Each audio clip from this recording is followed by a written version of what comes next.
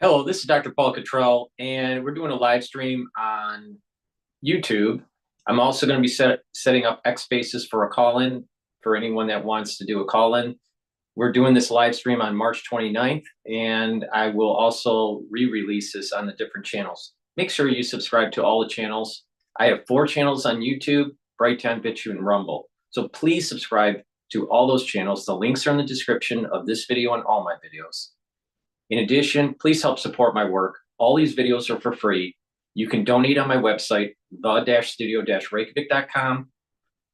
You can donate through Stripe, PayPal, or buy me a coffee. You can also be a paid member to my Patreon channel. It's through the paid members and the donations and the ones that purchase my products that allows me to do these videos for free. I go over lots of different topics, so please help support my work by making sure you subscribe, sharing the links, asking your social media to follow me, donating on my website, be a paid member to my Patreon channel, and better yet, get the great products that I offer. Go to my store, the-studio-reykjavik.com. With that said, let's start with the videos here while I set up X Spaces. Let's go to what CNN was talking about. Hear what Trump said about the call with Canadian Prime Minister. And a phone call with Canada's Mark Carney, the first since Carney took over as Prime Minister. Trump posted on Truth Social saying, Let me just fix this audio here. He and Carney agree on many things. Trump went on to say that they will be meeting each other in person after Canada's upcoming election. For more on the phone call, let's bring in CNN's Elena Trees. Elena, do we know what actually came out of this call? We were told that it was productive, but not much more than that. Yeah, all we have so far is what we have heard from the president, who kind of gave his immediate reaction readout on Truth Social. He said, as you mentioned, that he plans to meet immediately with Prime Minister Carney after their upcoming election, which is scheduled, I should say, exactly 1 month from today. So it could be, a different dynamic that President Donald Trump faces 1 month from today. But he said that they want to talk about then elements of politics, business, and all other factors that will end up being great for both the United States of America and Canada. We had a very good conversation. Mark called me today at 10 o'clock. We put out a statement. We had a very, very good talk. He's going through an election now, and we'll see what happens. But we have Liberation Day, as you know, on April 2nd, and I'm not referring to Canada, but many countries have taken advantage of which nobody even thought was possible for many, many decades. And, that has to stop. We're going to end up with a very good relationship with Canada and a lot of the other countries. Some we probably won't. It won't be so pleasant. One thing I also took away is that this call actually happened 14 days after Carney was sworn into office. That is kind of unusual. Normally you have the President of the United States calling one of its strongest allies like Canada far sooner than that. So interesting that it took so long for these two to talk. But the fact that he said it was very productive, that they agree on many things, is definitely perhaps more friendly and favorable to Canada than what we've seen the president use with his language in the past. Donald Trump speaking for the first time with the new Prime Minister, Mark Carney. This is what Mark Carney said just yesterday about the Canadian relationship with the United States. The old relationship we had with the United States, based on deepening integration of our economies and tight security and military cooperation, is over. The relationship is over. Wow. Okay, so then today, Trump had this conversation with Carney for the first time since Carney became the Prime Minister. He said in that post that they had a productive call. But this is the interesting thing here. He actually called him Prime Minister, Mark Carney. He had been called Justin Trudeau, his predecessor, the governor, 51st state, as in 51st state. I don't want to read too much into that because who knows what Trump will say in the next post. So he speaks publicly, but what is your reaction to that? Yeah, again, I don't know how much I read into that, given that almost every single time the president talks about Canada now, he says it only makes sense as a 51st state. He repeatedly calls it the 51st state. I mean, maybe he's deciding to be a little bit more careful since Carney is the new PM. But look, Carney, I think, is coming out aggressively, whether it's in that statement that you played or previously. You know, they ran ads in Canada. They're running actually billboard ads, I believe, in the United States saying tariffs are a tax, trying to appeal to the American public. The Canadian government is saying, Americans, this is not a good thing to be doing, which is to be antagonizing an ally with tariffs and to just continually be antagonizing us also by calling us the 51st state. So I think you're seeing this new playbook from someone like Carney, who is saying we're not going to take this line. Which is sorry, just Carney's domestic politics here, right? He's called for an election. The entire landscape in this election, he became prime minister by getting elected leader of his party, obviously after Trudeau's departure, but he's now running to have his party maintain the majority status and maintain his premiership. And right now, the context of the election has totally changed because of everything you just went through that Donald Trump has done antagonistically towards Canada. It has made sort of running against Trump a more popular position and a central theme in this election. And so Carney is, you know, what you heard yesterday, that's not just about setting up U.S.-Canada relations or the Trump relationship, that's also playing to the home ground. Republicans were for a while saying Trump is doing this for leverage, he's being unpredictable, but now we have someone who's not just at the table saying we're going to work for better sort of deal agreements. They're saying we're done with you, and that is not a position that Republicans want to be in. That's where you're also seeing them shift. They have been expressing more doubts, and privately, that's something that I hear a lot more, that they have concerns about what it will mean for certain constituents and businesses that they are starting to hear from. Joining us now for some analysis, the former Premier of Quebec, Jean Charest. He's also the former Deputy Prime Minister of Canada. Premier, thanks so much for joining us. First of all, do you agree with Prime Minister Carney that the long-standing, very old, distinguished U.S.-Canadian relationship is now over? We continue to hear the same messages coming out of the Trump administration, Wolf, and how could we not come to that conclusion? And sadly, because the relationship between both our countries has been historically exceptional. Both countries are lucky to be born and live in this neighborhood of the world, frankly. If you look around, from a trade perspective, it's been an exceptional relationship, but it's changed. And we have just come to the conclusion that it's changed forever. And now we're looking ahead. We want to continue to work. And by the way, the American people, our neighbors and friends, we love them very dearly. There's a difference between that and the political issues we have. So we want to work with our American neighbors.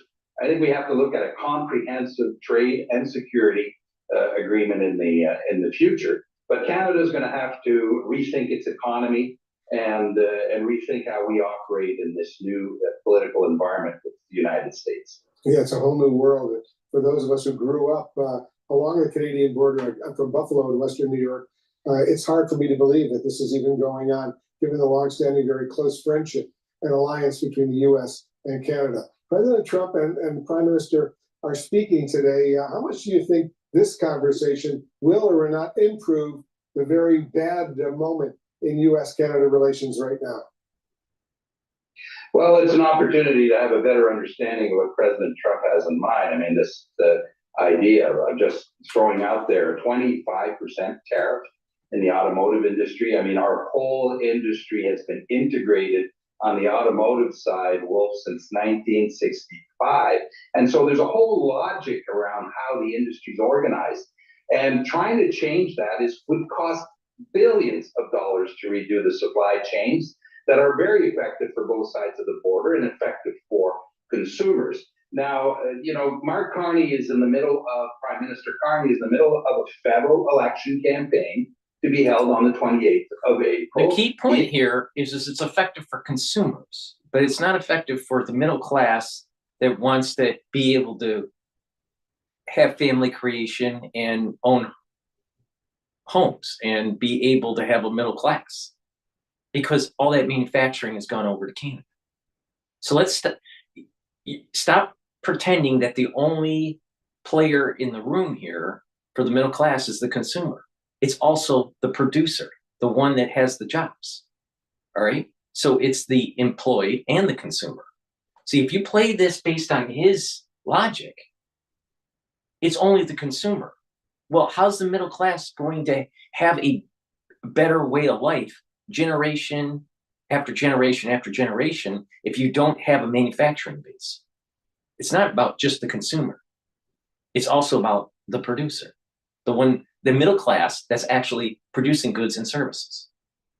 All right. Then the multinational corporations benefit big time because of the labor arbitrage. Seeking a mandate, and he'll be seeking a mandate to be able to negotiate with President Trump and our American neighbor, the new administration. And so that has to be part of the conversation. And if that's the case, it would sort of make sense for the American administration to hold back on making decisions that are going to be upsetting and creating some chaos in our supply chains until that election campaign happens. You know, it was interesting, Premier, hours before the Prime Minister's comments yesterday, President Trump issued a warning on social media. Let me read it to you. If the European Union works with Canada in order to do economic harm to the USA, large-scale tariffs, far larger than currently planned, will be placed on them, both in order to protect the best friend that each of those countries has ever had. How seriously are you taking this threat? Well, we take seriously what President Trump says. By the way, on a number of issues, we get it. Well, Canadians know that there's a number of issues that the president wants to address, and we want to be helpful in that regard. We want to help him be able to accomplish what he has on his plate, on his agenda. Now, we're a sovereign and independent country. And if he's putting tariffs, he can't, at the end of the day, you can't tell other countries how to react if you're actually dragging them into this fight. And we did not ask for this fight, to be very clear. Again, the American people, I hope they all understand that. We're being dragged into this because President Trump has decided so. But he can, on the other hand, decide what. No, what it was is that what the transnational capitalists and the Canadians in general and that are running the government thought the status quo was always going to be. And they didn't care about the long-term effects about the middle class in the United States. The middle class in the United States voted for Trump to fix the problem that 35 years of globalization has destroyed the middle class. That's the issue here.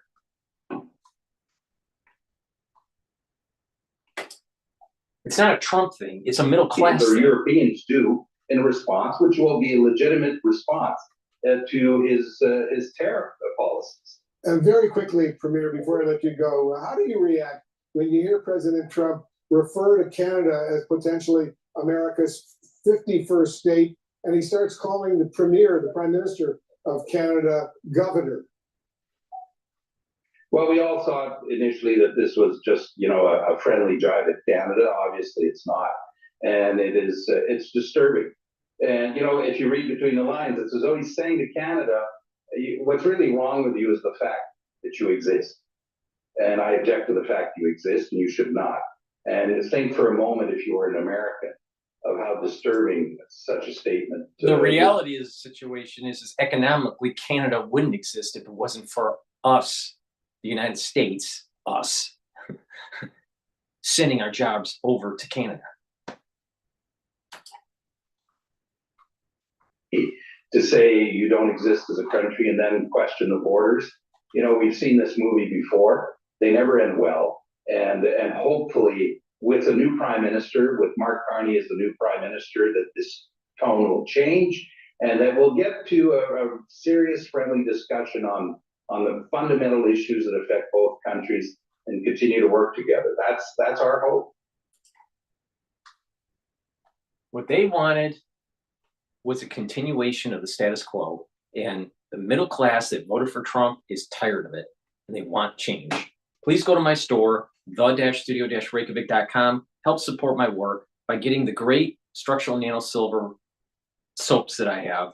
You can get it in peppermint, also in lavender. All right, so peppermint and lavender.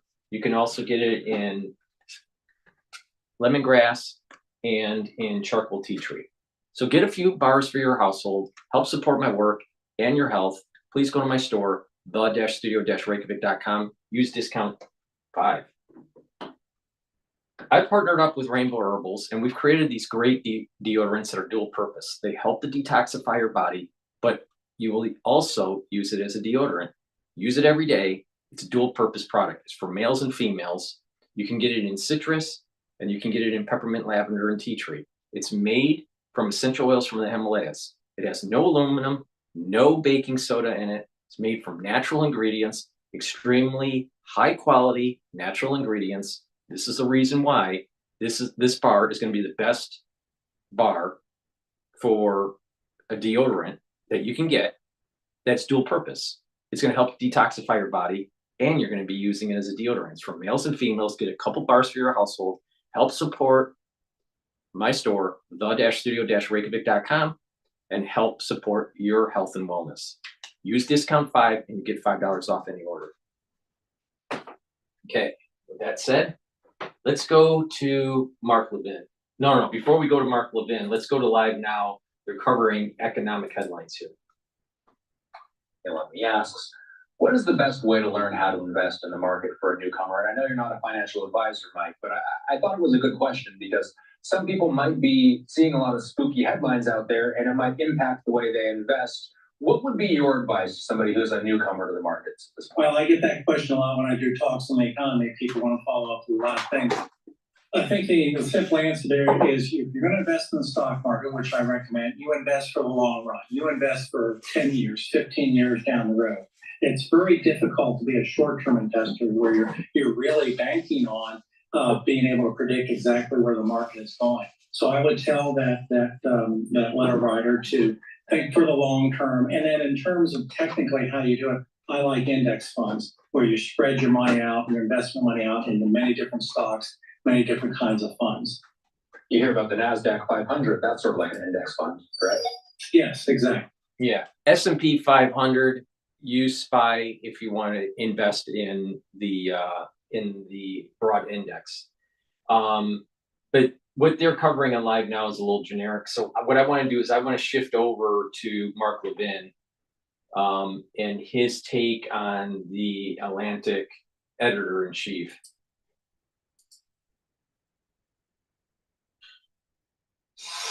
Hello, America. I'm Mark Levin, and this is Life, Liberty, and Levin Saturday. Welcome, boy. We have 2 powerhouse guests, Representative Jim Jordan and Governor Ron DeSantis. We'll get to them in a moment.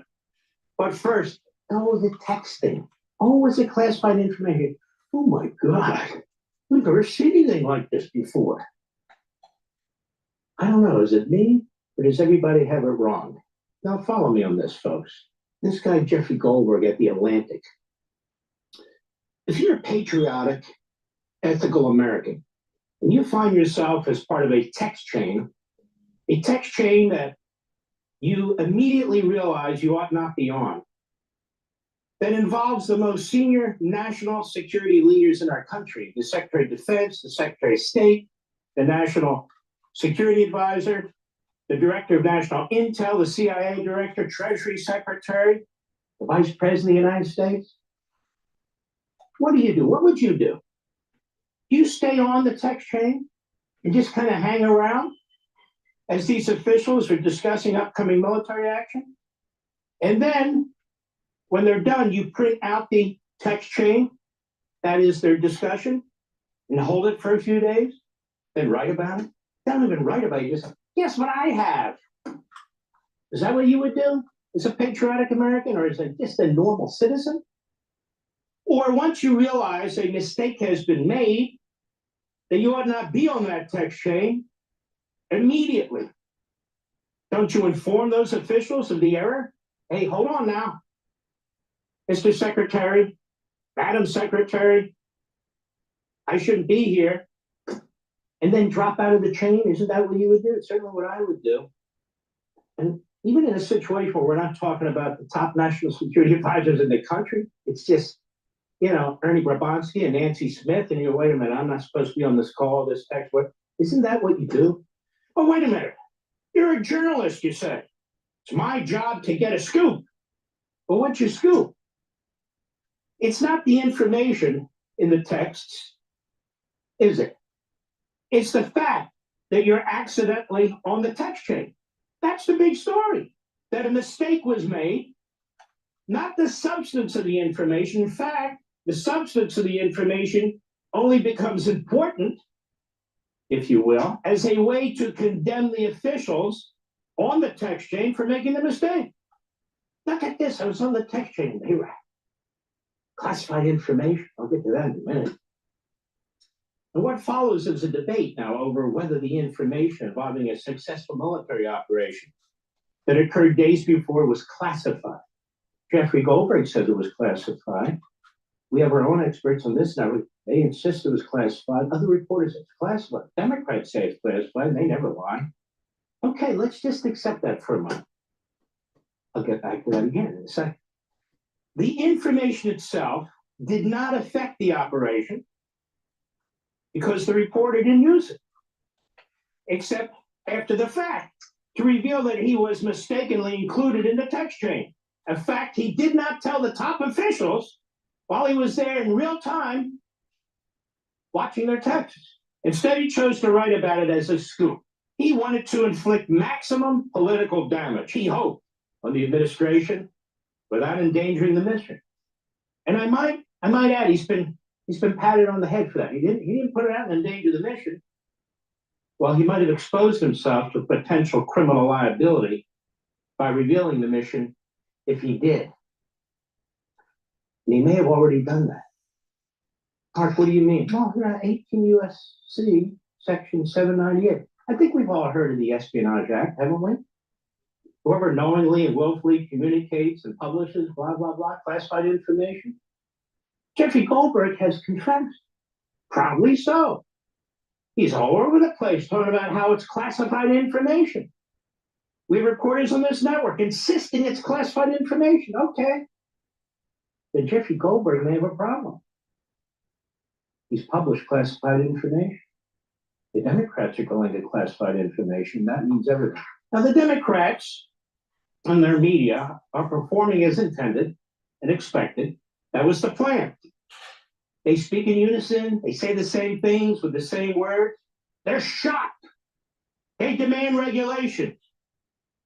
They're all over the airwaves and all over the newspaper pages. What a scandal this is. We've never seen a scandal like this before. The person worth interviewing is Goldberg. Why did you stay on the text chain? Did you speak to anybody after the texting occurred? To whom did you speak? Did you speak to anybody after you put out your first article saying, hey, everybody, guess what? I was on a text. Did you do that? How about the second time around? Were you actually, in your own words, you revealed contents or some of them? Classified information. You're kind of a fool. Are you guilty of revealing classified information? Uh-oh. Forget about that Espionage Act. But anyway, what about it?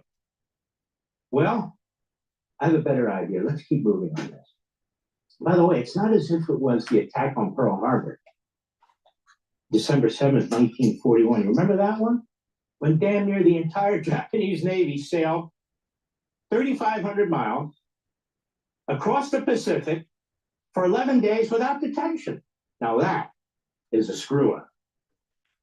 Well, they only had 6 aircraft carriers, 2 battleships, 2 heavy cruisers, 1 light cruiser, 9 destroyers, 8 tankers, 23 fleet submarines, 5 midget submarines, and a partridge in a pear tree, undetected across the Pacific. And they destroyed 8 of our battleships, 3 of our cruisers, 3 destroyers. They destroyed or damaged 188 aircraft. 2,400 people lost their lives. And if our aircraft carriers had been there, it's by the will of God they weren't, the west coast of the United States would have been vulnerable to attack because nothing could have defended it. Should FDR have resigned? I ask you Democrats who kiss his feet, even posthumously. What about Alger Hiss? Remember Alger Hiss? Most people don't, but I do. He was a State Department official. Also turns out he was a Soviet spy in the 1930s. He was convicted of perjury in 1950 because the statute of limitation had run on espionage. The Democrats defended him for half a century. Oh, Alger, no way, Alger. Guess what? And during this time, he was advising Franklin Roosevelt at Yalta, a communist spy. And what happened at Yalta? Well, they only divided up Germany and the rest of Europe. Stalin, FDR, and Churchill. That to me, now that's a big screw up, don't you think? It's not a mistake. A screw up. Puts things in a little bit of context, doesn't it, Democrats? Not for you, you don't care. But let's go a bit further. There's a huge difference between a mistake and an intentional act. In the law, in morality, in faith, there's a huge difference. We have a recent case in the Biden administration. Oh, do tell. Where it wasn't a mistake, but an intentional series of actions involving our national security. The Robert Malley spy ring, which to this day is largely concealed, and the outcome of which is still unknown, to the best of my knowledge. Now, who was it? What happened here? It was a personal appointment.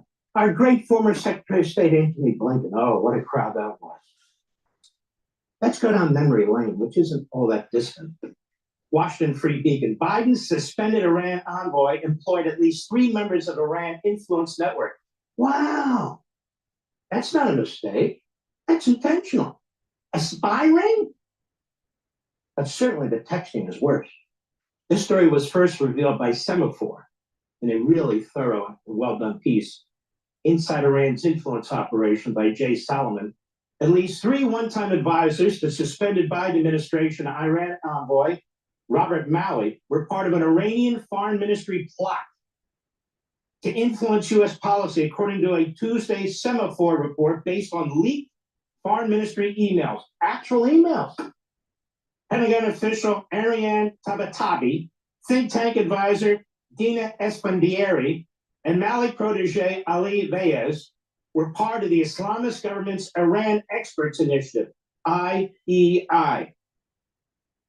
The regime's initiative, a scheme to recruit experts who would, quote, bolster Tehran's image and positions on global security issues, according to the report.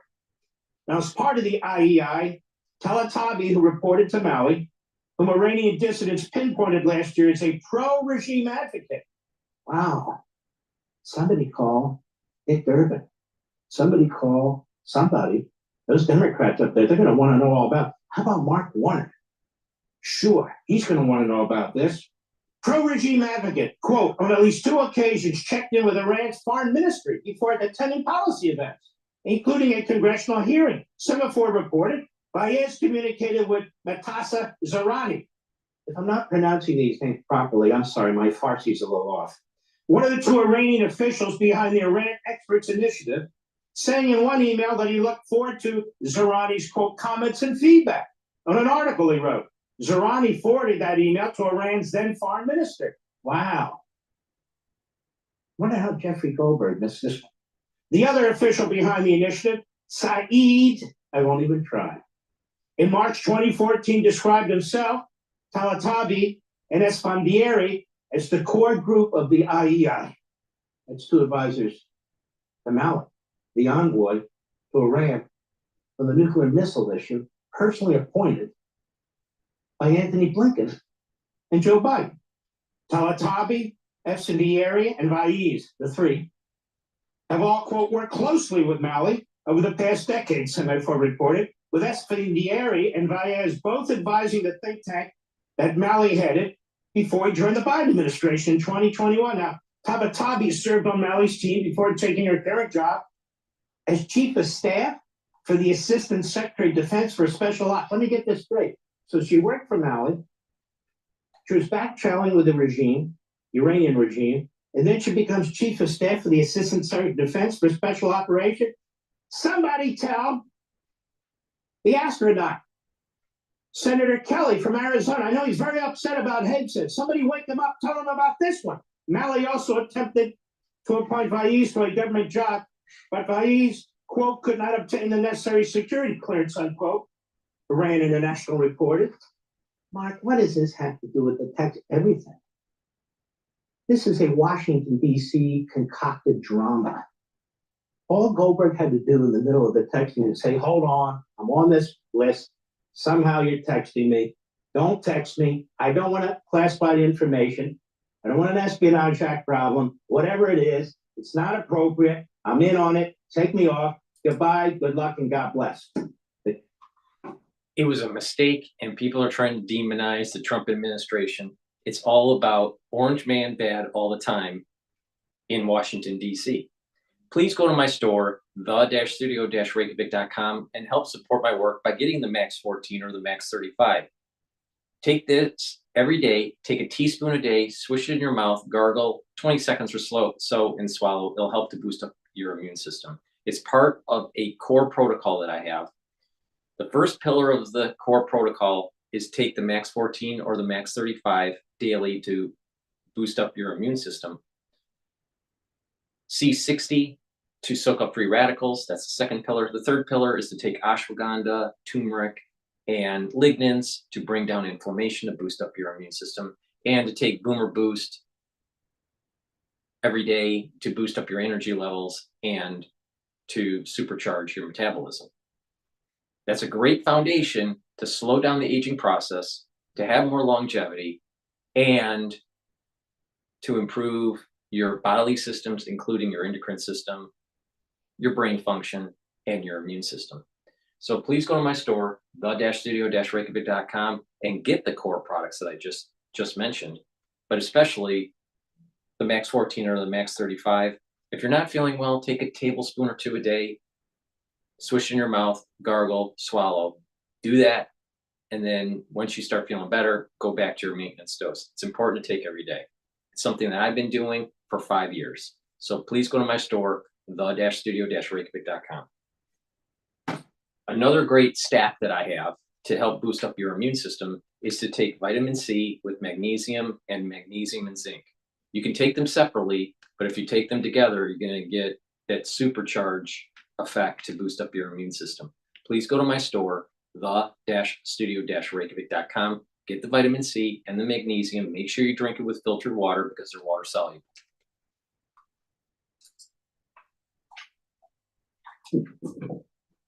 You got what you want.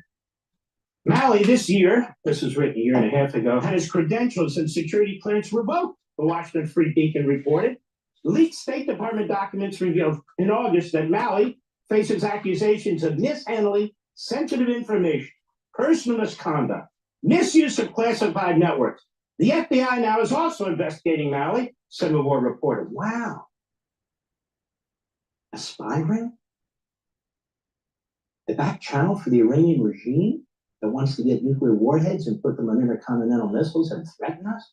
Wow, that seems to be 1,000 times worse than the Capsule scandal. The Tehran Times, the Iranian state-run media source that leaked the State Department documents, has claimed Malley is routinely in contact with, quote, unofficial advisors of Iranian descent, the Free Beacon reported.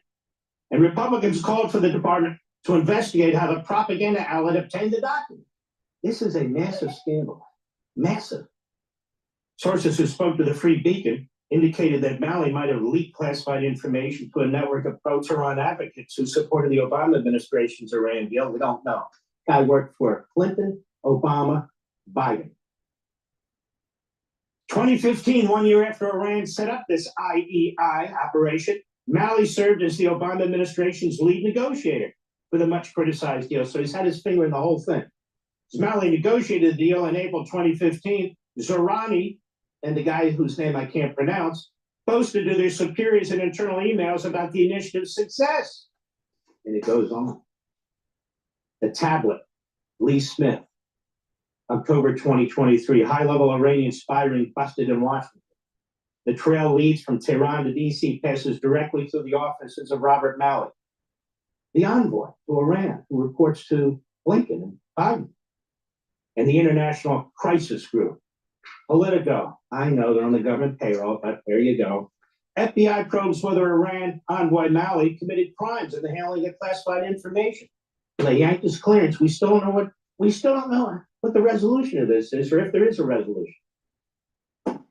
New York Post, disgraced Iran envoy Robert Malley may have been on classified White House organized call after security clearance was suspended. Ooh. Wow. That's going on in that Biden regime, and most of it's no damn good. Hey, here's another one. Biden-Harris administration sued for obstructing probe in embattled Iran envoy Robert Malley. They were covering it up. They wouldn't give information. The Congress, let me fix that. The Republicans in Congress. You know what the Democrats said about all this? Nothing. Nothing. The same Democrats that are out there right now with blood coming out of their eyes and their veins coming out of their foreheads. Maybe that's their common look. I don't know. I don't want to be rude. But the fact of the matter is they're very angry right now. This didn't bother them in the least. Oh, there's another one. I don't have a lot of time. Keep moving. Ex-CIA official pleads guilty to leaking top secret documents about Israel's plans to strike Iran. Remember this one? An ex-CIA analyst pleaded guilty to leaking top secret documents about Israel's plans to retaliate against Iran last year, forcing the attack to be delayed. Who was it? Asif W. Rahman, 34 years old, violated the Espionage Act. Rahman, who'd been with the CIA since 2016 and had a top secret security clearance, was working in the U.S. Embassy in Cambodia when he snuck the documents out in his backpack, bringing them home, copying them, and distributing them before destroying evidence of his actions, prosecutors claim. In the spring of 2024, when he was working in Virginia as a CIA analyst, he disclosed a batch of 5 secret and top secret documents, making copies and giving them to people who weren't allowed to see them. And in the fall 2024, this is all under the eyes of the Biden regime and the CIA director at the time. Wow. Where was Mark Warner? Hello, Mark.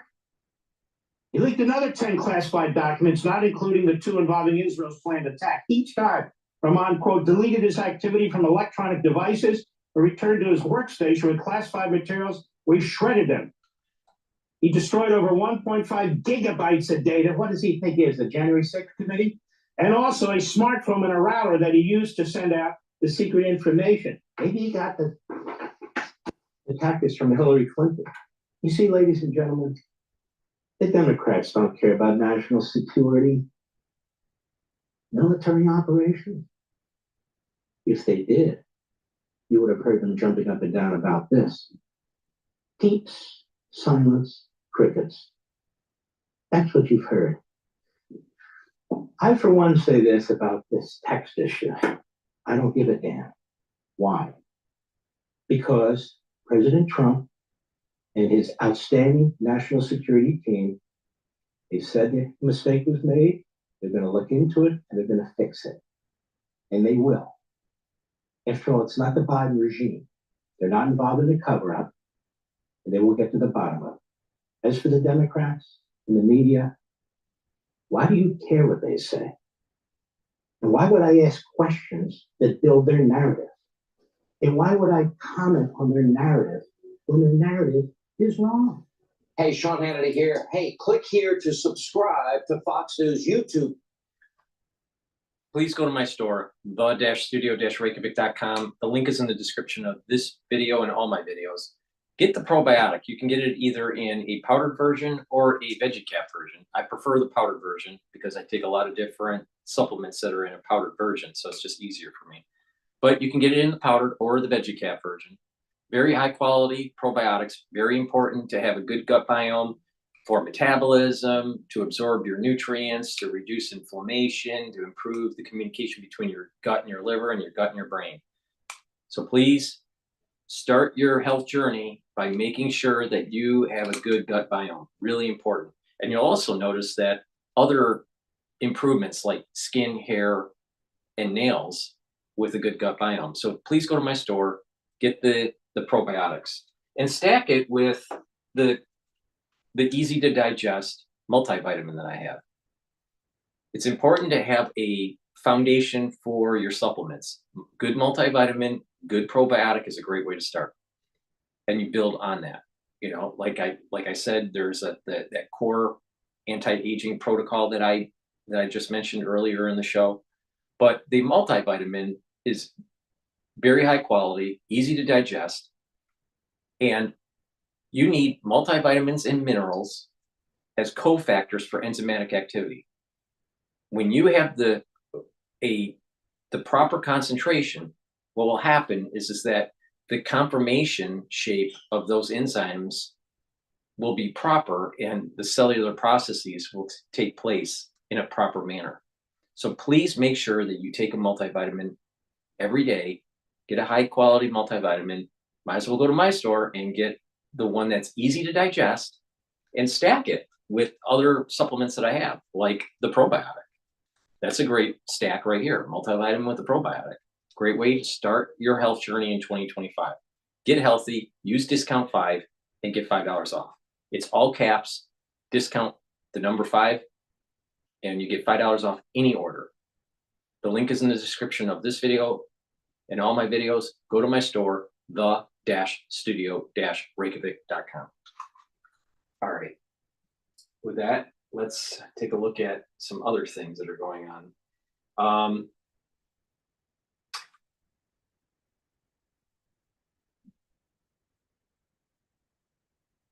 All right. This is the collapse of Bangkok skyscraper captured on video. This is CNN here. If you hate constantly being swarmed by ads, you need to download Pod. It's a free Chrome extension that blocks ads on all your favorite sites. It even blocks ads that you didn't. It's Mike Valerio. I want to start with you, Mike. This hour in Bangkok, our viewers will have seen this video. This is of a building pancaking effectively in Bangkok. What do we know about this building very specifically? What happened here? Who has been hurt? And what happens next? So we're looking in terms of where our reporting is going.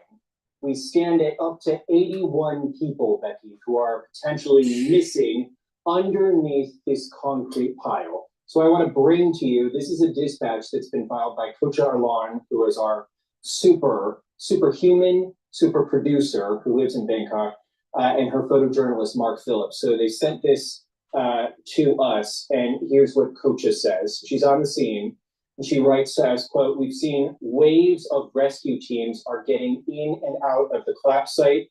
We saw canine dogs were brought in to sniff for survivors. We've seen people who were crying, very emotional at the scene of fellow workers trying to carry people out of the alley, heavy machinery brought into the site, including a digger." You know, I was just with Wolf Blitzer on, the American side of CNN, and he was so right to point out, looking at that video, it's heart-stopping. It evokes 9/11 when the South Tower came tumbling down, and you just look, towards Lower Manhattan. So to think of another rescue effort in a similar vein, going forward after the 7.7 magnitude earthquake, your heart goes out to everybody who's working on that pile right now. We also have new details from somebody who survived this, Becky, who was inside the structure. And to your original question, a 30-story building, it was being constructed by a Chinese engineering firm, according to the reporting from Nectar Gan, our colleague in Hong Kong, and Yang Xiang, who's working on the story with CNN in the United States. They report, according to records they've been able to dig up, they've been able to find out through the course of their efforts that this was a building that was topped out. The structure was finished construction. It reached its height on March 31st of 2024, last year. And the finishing touches were being put on this structure, heralded by the social media postings of this Chinese engineering firm, and those posts have since been taken down. The person who was inside, though, said that he felt the shaking. He felt dizziness from the structure shaking. And he told everybody to run. And then he sees pieces starting to fall down, and then seconds later, he is barely out of there when the entire structure comes down around him. And he apparently went back to the site and is very emotional, just checking my notes here, knowing that members of his team are still missing. So we spend so much time, because Tom, our previous guest, special rapporteur, was talking about Myanmar. This is certainly a center of gravity in this extremely cosmopolitan setting that has never seen anything like this in this generation. In the hours to come, certainly teams are going to be hoping for a miracle to pull people out of there. Yeah, absolutely. Mike and the team in the region. Thank you. With us now is someone who saw that all happen, Jack Brown in Bangkok. Thank you so much for being with us. Just tell us what you experienced, Jack. Hi, John. Yes. So I left my office on the way to a client visit around about 2 p.m. and we were on the elevated expressway heading into central Bangkok.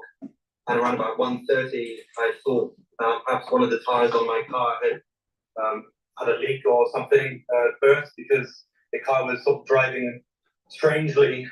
And I started to notice everyone around me on the expressway, even though it's a 4-lane expressway, people were slowing down, driving haphazardly through different lanes, pulling into the left, onto the hard shoulder, of which I did as well. And only realized when the car was actually stationary that, hang on a minute, this isn't a burst tire, this is an earthquake. And I noticed people getting out of their cars, everybody was looking around, bewildered. Couldn't quite make sense of it because earthquakes don't really happen in Bangkok. And since I've been living here for 10.5 years, I haven't experienced an earthquake here before or anything similar. So I think largely people didn't know what to do. And as we tried to make our way out of the congestion, the building that you've seen in the video clip there had just collapsed, just came down right in front of us on the left-hand side. And my immediate thought process was that that's an active construction site. It's a big building, probably at least 30 stories. And it just came down within seconds. And I knew that there would be people in there working on it. And of course, it's tragic. I mean, latest reports, I think there are still over 50 people unaccounted for. Numerous people have died already. All right, here's my perspective on this. All right, now of course, this happened. There's an earthquake and there's death and destruction and buildings falling, and hopefully we can get some live feed on what's going on in Myanmar. But in the early part of the broadcast on CNN, you heard reminiscent of 9/11. Now, I've been saying for quite a while, ever since Trump was nearing the finish line for the election, that a 9/11 like event is coming. And the reason for that is with restructuring the national security state will lose money, lose staff, and that the powerful and the well-heeled individuals within the national security state will fight that edict from the Trump administration. And especially with restructuring the CIA and the FBI. So there is an increased probability that a 9/11 like event will happen. Okay, now that's kind of the back story of this. All right, now that's when Trump starts to restructure these agencies like the CIA, and there's less heads, less staff. Something domestically will happen. Probably sounds, of potential terrorism or something in the international community. There'll be rumblings, all right? And then something domestic will happen. And when that does happen, that 9/11 like event happens, then Congress will investigate, and the CIA will say, well, Trump's administration was restructuring the CIA. We have less staff to be able to man the stations to do the intel to prevent this from happening, even though the deep state let it happen. All right. So they're just looking for a reason to just blame the Trump administration as the restructuring of the national security state is happening. I think this event is going to take place either in 2025 or 2026. Why? Because the midterm elections are going to be taking place. And if you can demonize the Trump administration, it increases the chances of the Democratic Party getting seats. And so you do these congressional hearings of, you know, the restructuring of the CIA, how it could lead to a 9/11-like event, and voila, the national security state gets more money, more power, and they grow instead of being restructured. All right, that's my big worry. So how does that translate into what we just are listening with CNN? All right, they open up. It was like a 9/11 kind of thing. You see that building coming down in Bangkok. It does look like one of the Twin Towers falling. All right, smaller building, but it's very reminiscent of it, especially with the cloud plume after the building comes down. So we're kind of getting primed.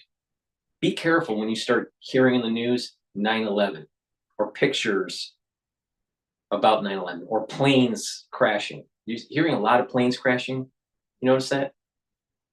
All right. So either mid-flight crash or crashing in an airport. All right. So be careful when you start hearing it's almost, we're being primed for something. It's almost like we're being primed for a 9/11-like event.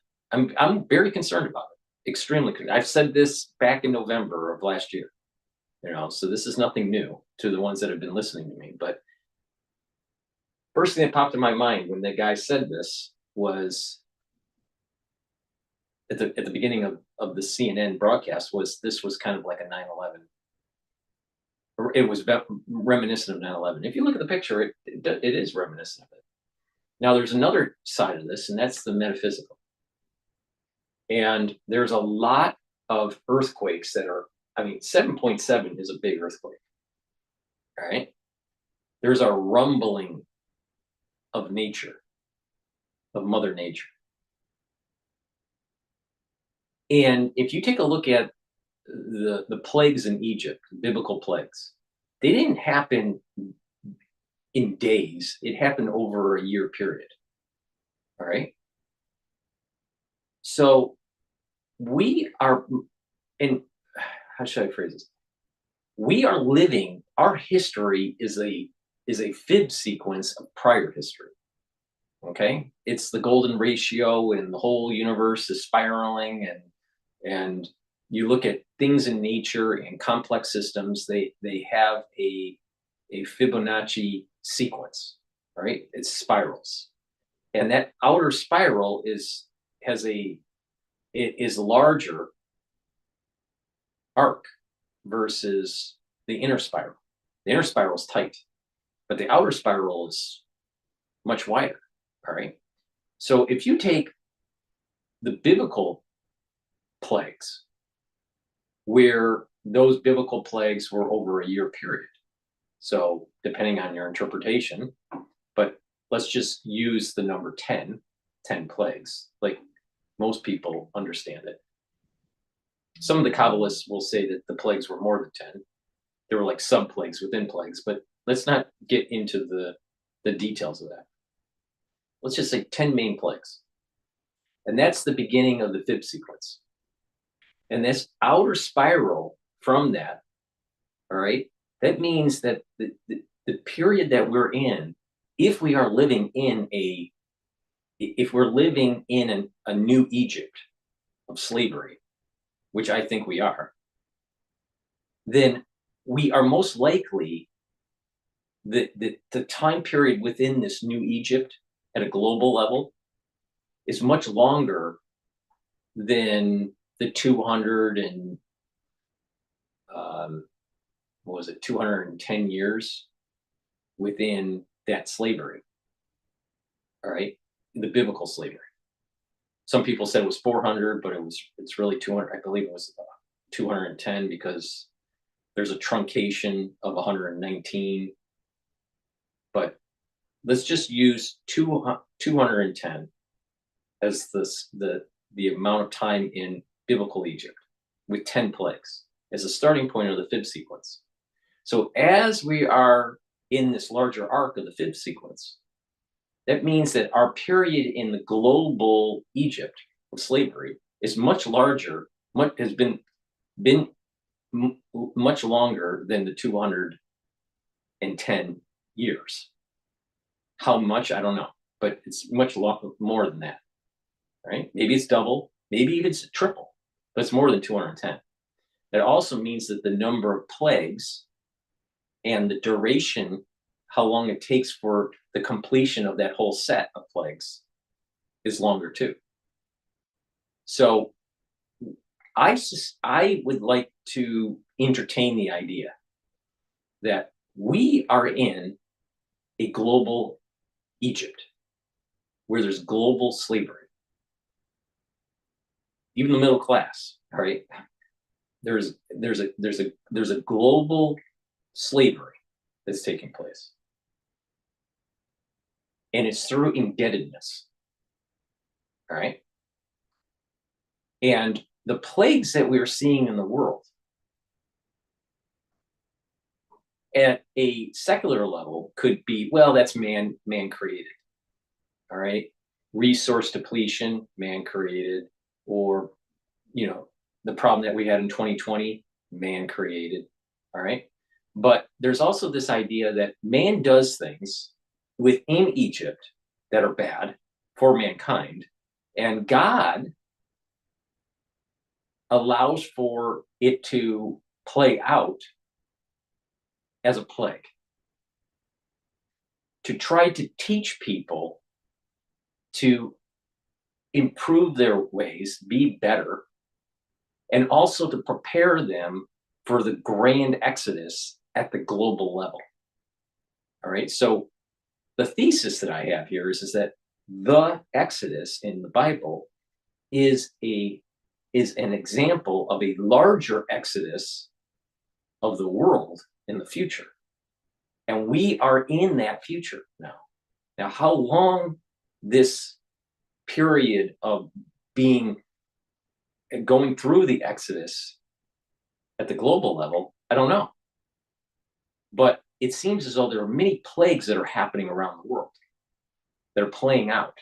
Some can be defined as man-made, but also man does things. There's negative feedback loops, negative externalities that mankind doesn't realize are happening, and that is part of the Godhead's piece of the plague. All right, so if we assume that a lot of these things that we're starting to see that are happening in the world are actually plagues that are emerging from a much larger Egypt, a much larger exodus, then you start to kind of get a glimpse that there is there's a battle between good and evil that is happening here. So these numbers, these earthquake numbers are pretty large. And if you go back to, let's say, I don't know, 20, 30 years ago, or go back to the history of 1970s or 80s, you didn't hear these kinds of numbers so periodically. Yeah, you would hear a number like this, but it would be maybe once every 5 years. We're literally seeing these kinds of numbers once every quarter of a year or more. Activity is happening. There's more activity happening.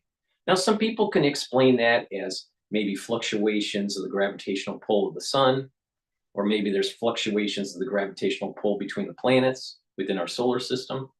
Some people even say that it's some sort of gravity wave that's happening with our galaxy, and that you have these periods of every 20,000, 40,000 years that are cyclical, that are propagating from the center of our galaxy to the outer edge where we inhabit for our solar system. Maybe that's what's happening. But it just seems as though there is a series of catastrophes that are happening in line with each other. All right. So if it's the gravitational propagation as an explanation to why we're having so many of these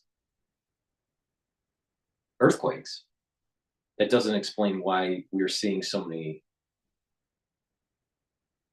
plagues, pathogenic plagues. Or you're starting to see there was an oncologist recently that has been talking about the uptick in cancers in pediatrics. I've been saying this for 2.5, 3 years that this was going to happen. So it's nothing new to me. I knew this was going to happen. All right. But everyone else, it seems to be always 3 years behind the 8 ball. But the evidence is showing, the clinical data is showing that cancers are up. Turbo cancers are more prevalent. They go through the stages, stage 1 to stage 4, much quicker. And that their response to chemo is worse. And it's happening in not just the adult patients, but also the children. It's happening in pediatrics. Pediatric pancreatic cancers. That is super rare. I mean, yeah, there are pancreatic cancer is rare in adults, but pediatric pancreatic cancer, there's something wrong there. Now, what is that reminiscent of? The killing of the firstborn. There is a plague that is happening on the young. So there's this larger thing that's happening. So it's not just the gravitational propagation from the solar system that's causing these earthquakes. There's something bigger going on. Because the propagation of this issue with the galaxy would not lead to pancreatic cancer. But if there are multiple plagues in a larger Egypt that is getting people ready for a big event and cursing certain people, then guess what? We are living in a very metaphysical time. Now that's the perspective that I have on this. All right. Now, maybe I'm wrong. I don't think I am, because almost always when I say something, it happens.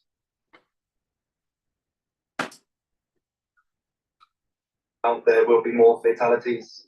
Very tragic. That building collapse, the video is extraordinary, and there is great concern. There are still people trapped underneath the rubble. I know that it's been very difficult to move about town since this earthquake.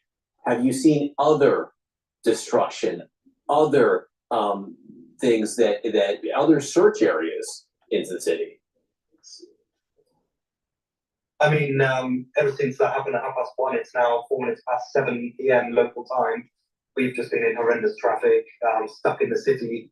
Only in the past half an hour have we sort of been able to get out onto the roads getting out of Bangkok and break away free from the congestion. But what I've seen during this time, I'm a passenger in the car, I'm not driving at the moment, by the way, but looking through social media, a lot of people in damaged buildings, condominiums, apartments, hotels. I've seen a lot of damage, cracks, and things like this, people sharing their personal experiences. But what I noticed downtown Bangkok was everyone obviously vacated the high-rise buildings, shopping malls, hotels, offices, and apartments in a hurry. People weren't prepared, weren't planned. You know, an earthquake was announced. Everyone just came downstairs into the blazing heat, which is over 39 degrees centigrade.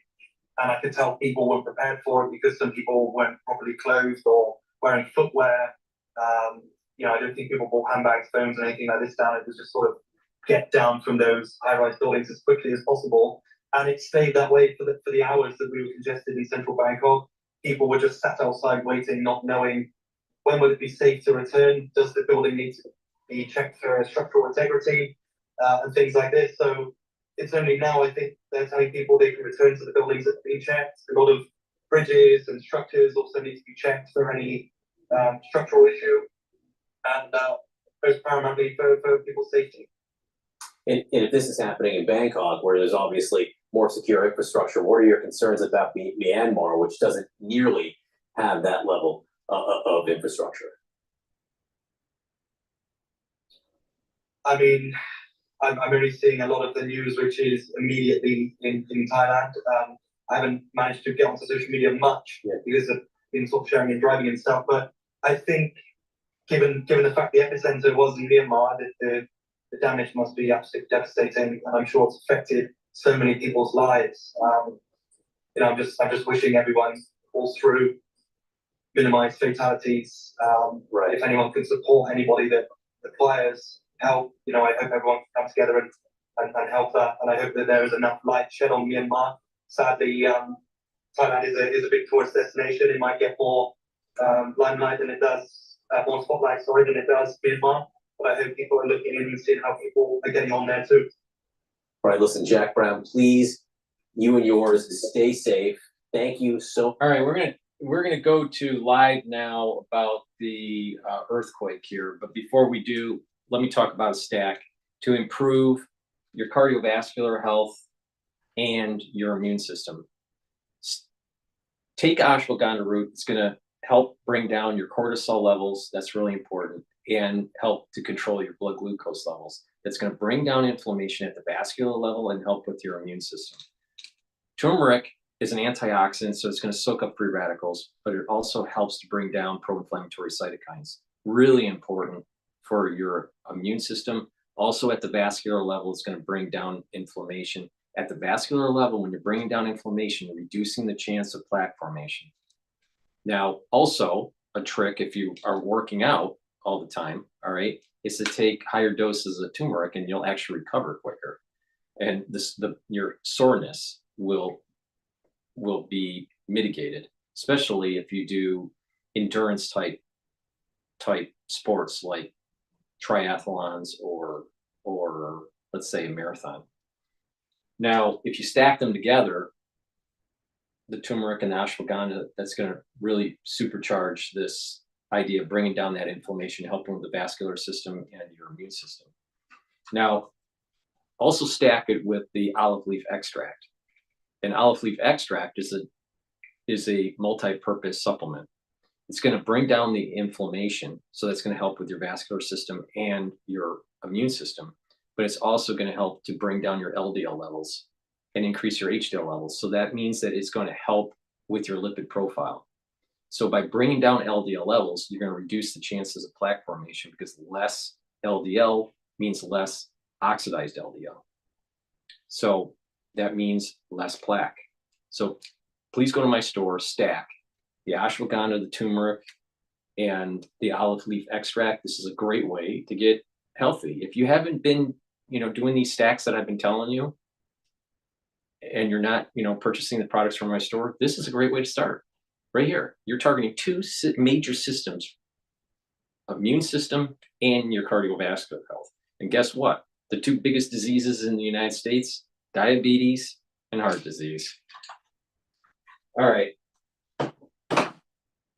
Let's go to live now here. Regain their lives.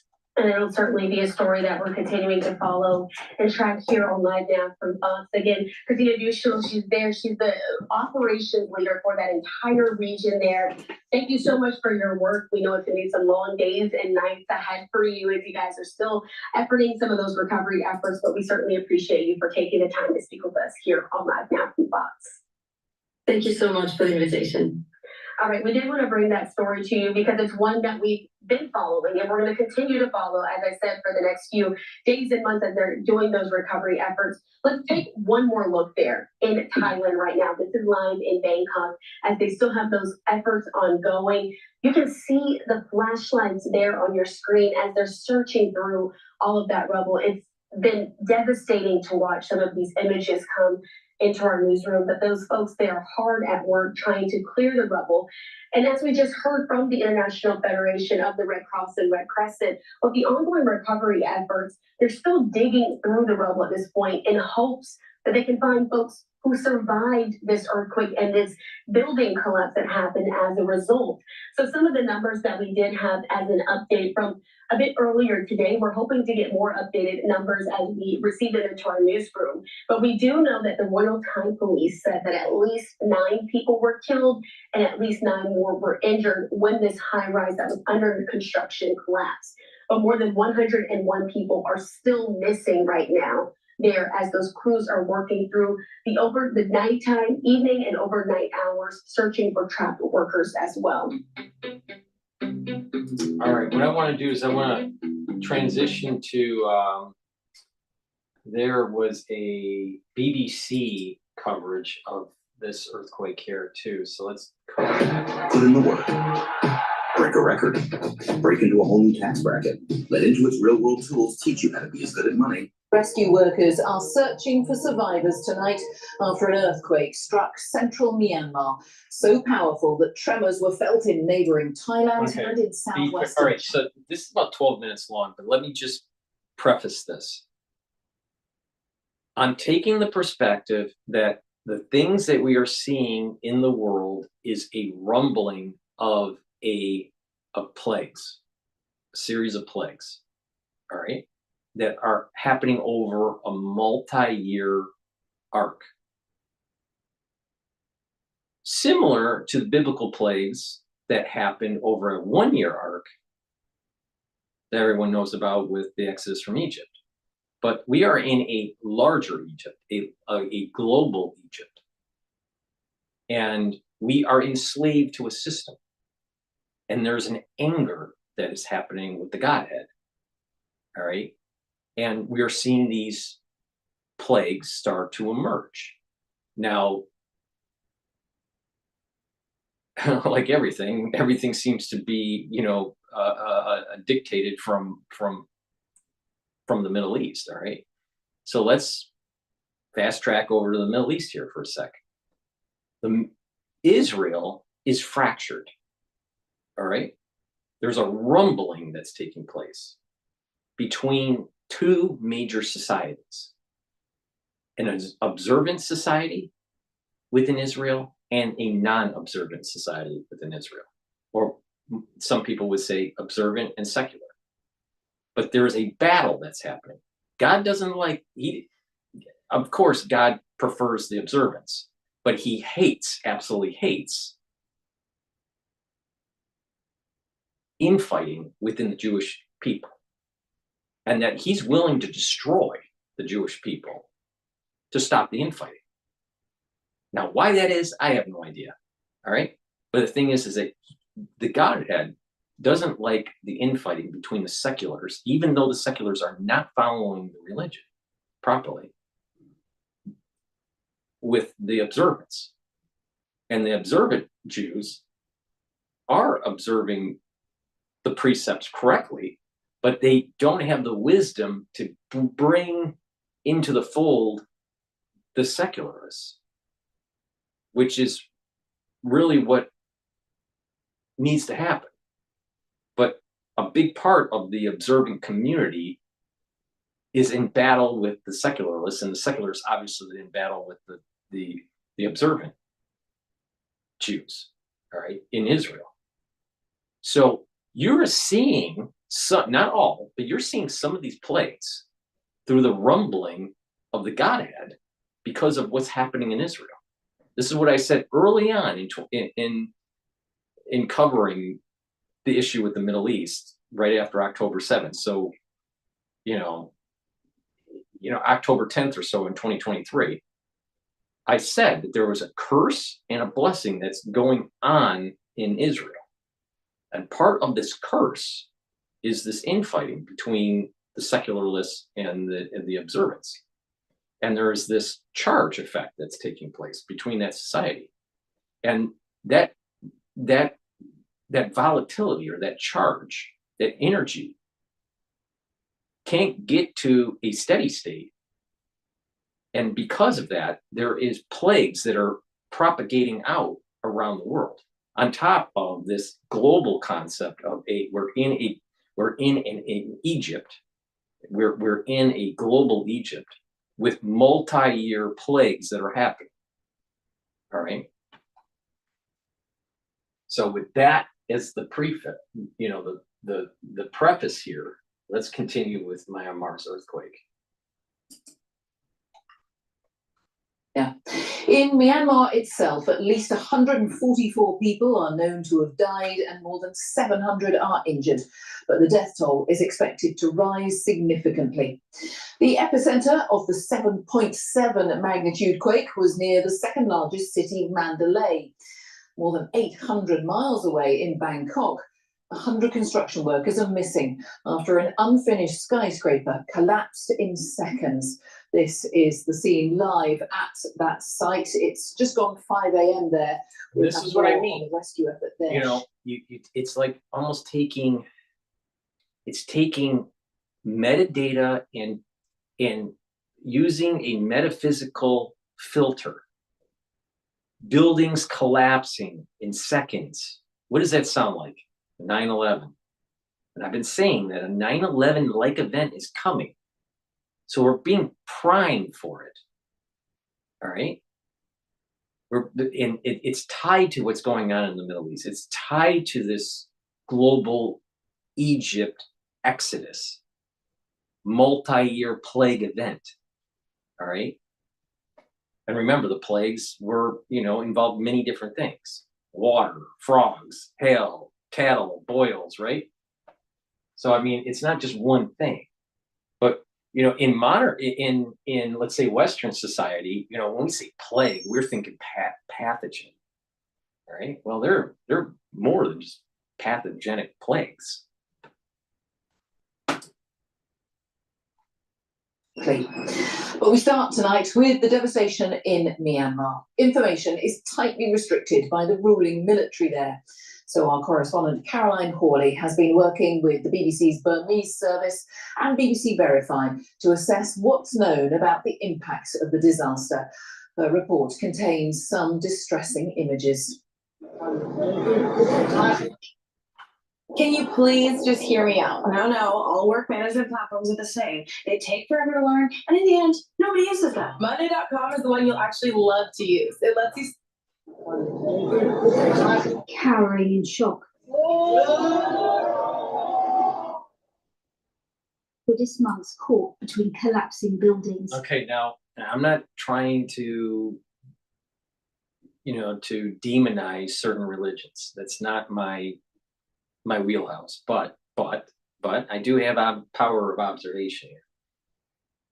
Myanmar, however you want to pronounce it, Buddhist monks. All right, buildings collapsing quickly. All right, this region is not monotheistic. I wouldn't classify Buddhism as, some people classify Buddhism as not even a religion. But if you're going to consider it a religion, it sure as hell ain't Abrahamic. So, but it's even worse with Hindu. All right. But the thing is that don't be surprised that you see the mountains melt like wax quickly, especially when it's not in line with the Abrahamic religions.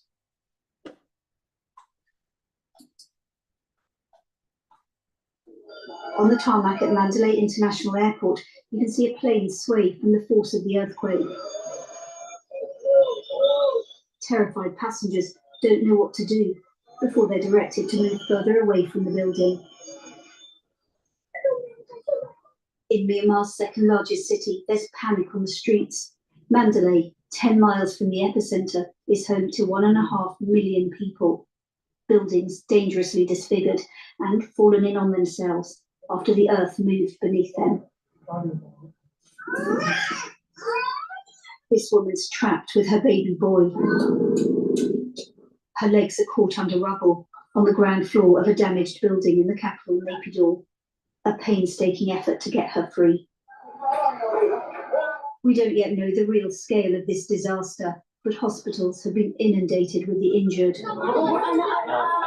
Another thing that pops in my mind, you know, once in a while I'll stop and, you know, go off on a tangent here. I do not know why why the rabbis have not sacrificed the red heifer, assuming they haven't. All right, maybe they haven't. They just didn't tell anybody. but I suspect they haven't done it. So why? Why wait? Now, it is rare to have a red heifer.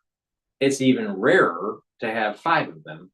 Now, one of them ended up not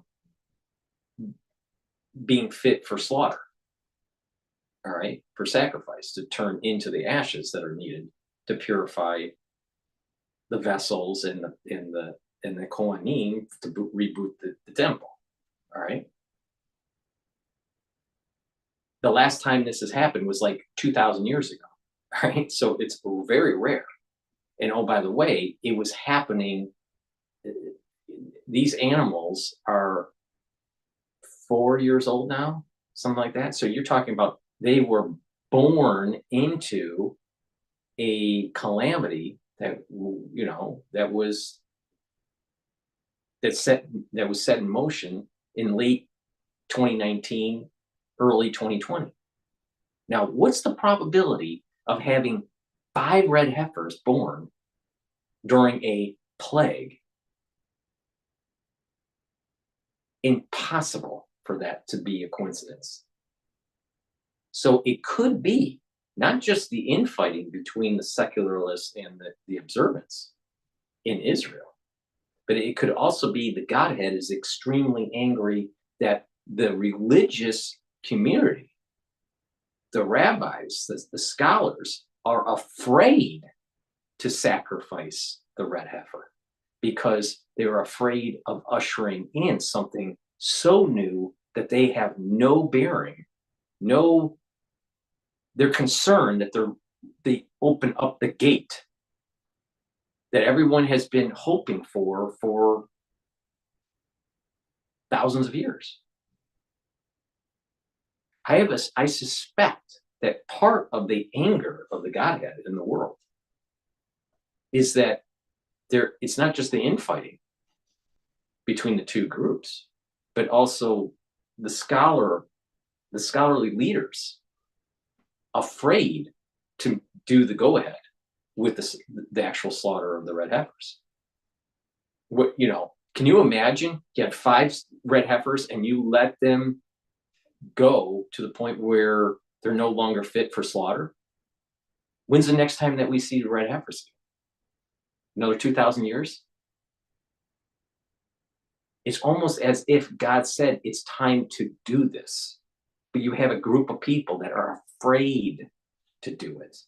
So if there is a group of people that know how to do it, that can do it, but aren't willing to do it, or afraid to do it, then the Godhead is going to be angry and kill. He's going to kill. He's going to keep on showing signs that you must move. You have to move. You have to do things. You have to turn it into kinetic. You can't just talk. You can't just talk. You know, there's a lot of people in the scholarly world, in academia, that are learned people, whatever the subject matter is. It could be religious, or it could be even in medical sciences, for example. A lot of people talk. Very few act. All right. So that could be another thing that's happening, that the Godhead is upset with the scholarly class that they didn't sacrifice the red heifer, and he's sending a sign, or sending a signal to wake up to the earth. The foundation that we set our society on is shaking. It's changing. We're losing our foundation. Ambulance, but in whatever transport they can find. Treated on the street in the heat because of fear of aftershocks.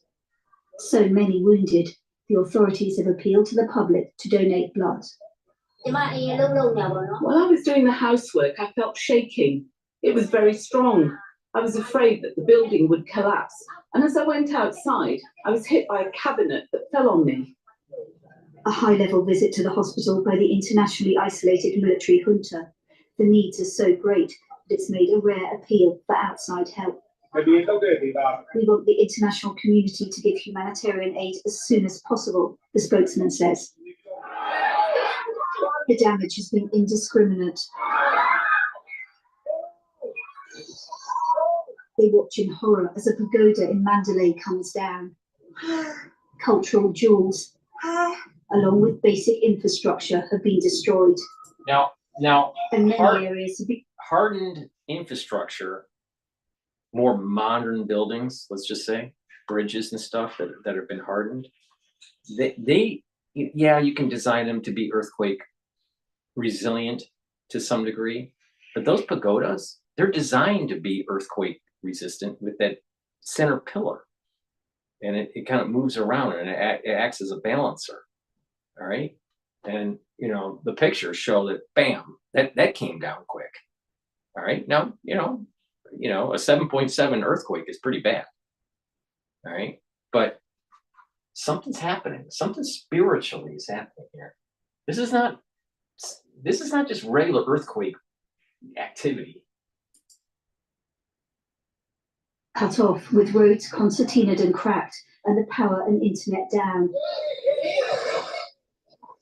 And that's just in territory controlled by the military government.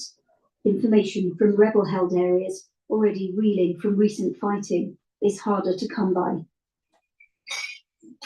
Hundreds of miles away in southwest China, a glimpse of the earthquake's ferocity and the fear that came with it. In Yunnan province, people are fleeing when they're suddenly engulfed by water from a high-rise swimming pool. But the focus of international concern is on Myanmar. Regardless of religion or politics, the hope is that the help now being mobilized by the UN will be allowed to reach everyone. High-rise swimming pool, doesn't that kind of sound like the Tower of Babel? Now, maybe I'm, reaching a little bit on this, but I'm telling you, something is not right. One man who's been helping rescue people told the BBC that many remain under the rubble, screaming for help. And he sent us pictures he'd taken close to Mandalay, where he said he'd seen more than 100 bodies by nightfall in one small village alone. Caroline Hawley, BBC News. Well, in Bangkok, rescue teams have been working through the night at the site of a skyscraper which was under construction when the quake struck. Nick Marsh is there for us now. Nick. Well, we're deep into the night here in Bangkok, Jane, and this place still a hive of activity. You can see here over my left shoulder the sheer scale of the devastation, the task ahead of the rescue workers who are fighting desperately to try and find any sign of life buried beneath that rubble. The latest figures that we've been given is the confirmation of 6 fatalities, but more than 100 workers still unaccounted for there underneath that rubble. For them, just, around 12 hours ago or so, it was a normal Friday afternoon at work. That was, of course, until that earthquake struck 800 miles away.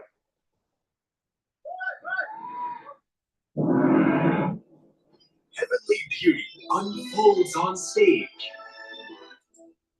A lost civilization.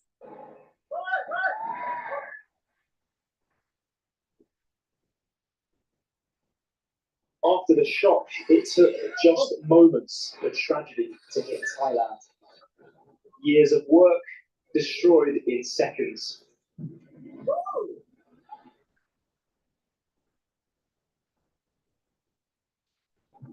More than 400 people were at this construction site when it suddenly collapsed.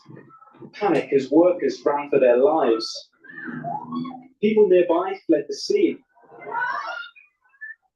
Matthew Martin, who was working in a nearby building, saw the moment that the half-finished tower block crumbled. First, our building started shaking and looked outside. I started taking a video after maybe 30 seconds and could see the street lights swaying on the road. Everybody stopped on the expressway. And by the time I panned back, you could see this building had collapsed and you could see the dust and the debris rising up in the air. So pretty surreal.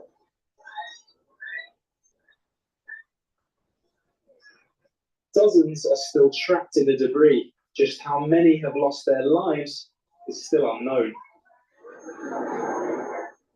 Amid the chaos, shocked patients were pushed out of hospitals. Doctors and nurses tried to treat them outside, where one woman gave birth.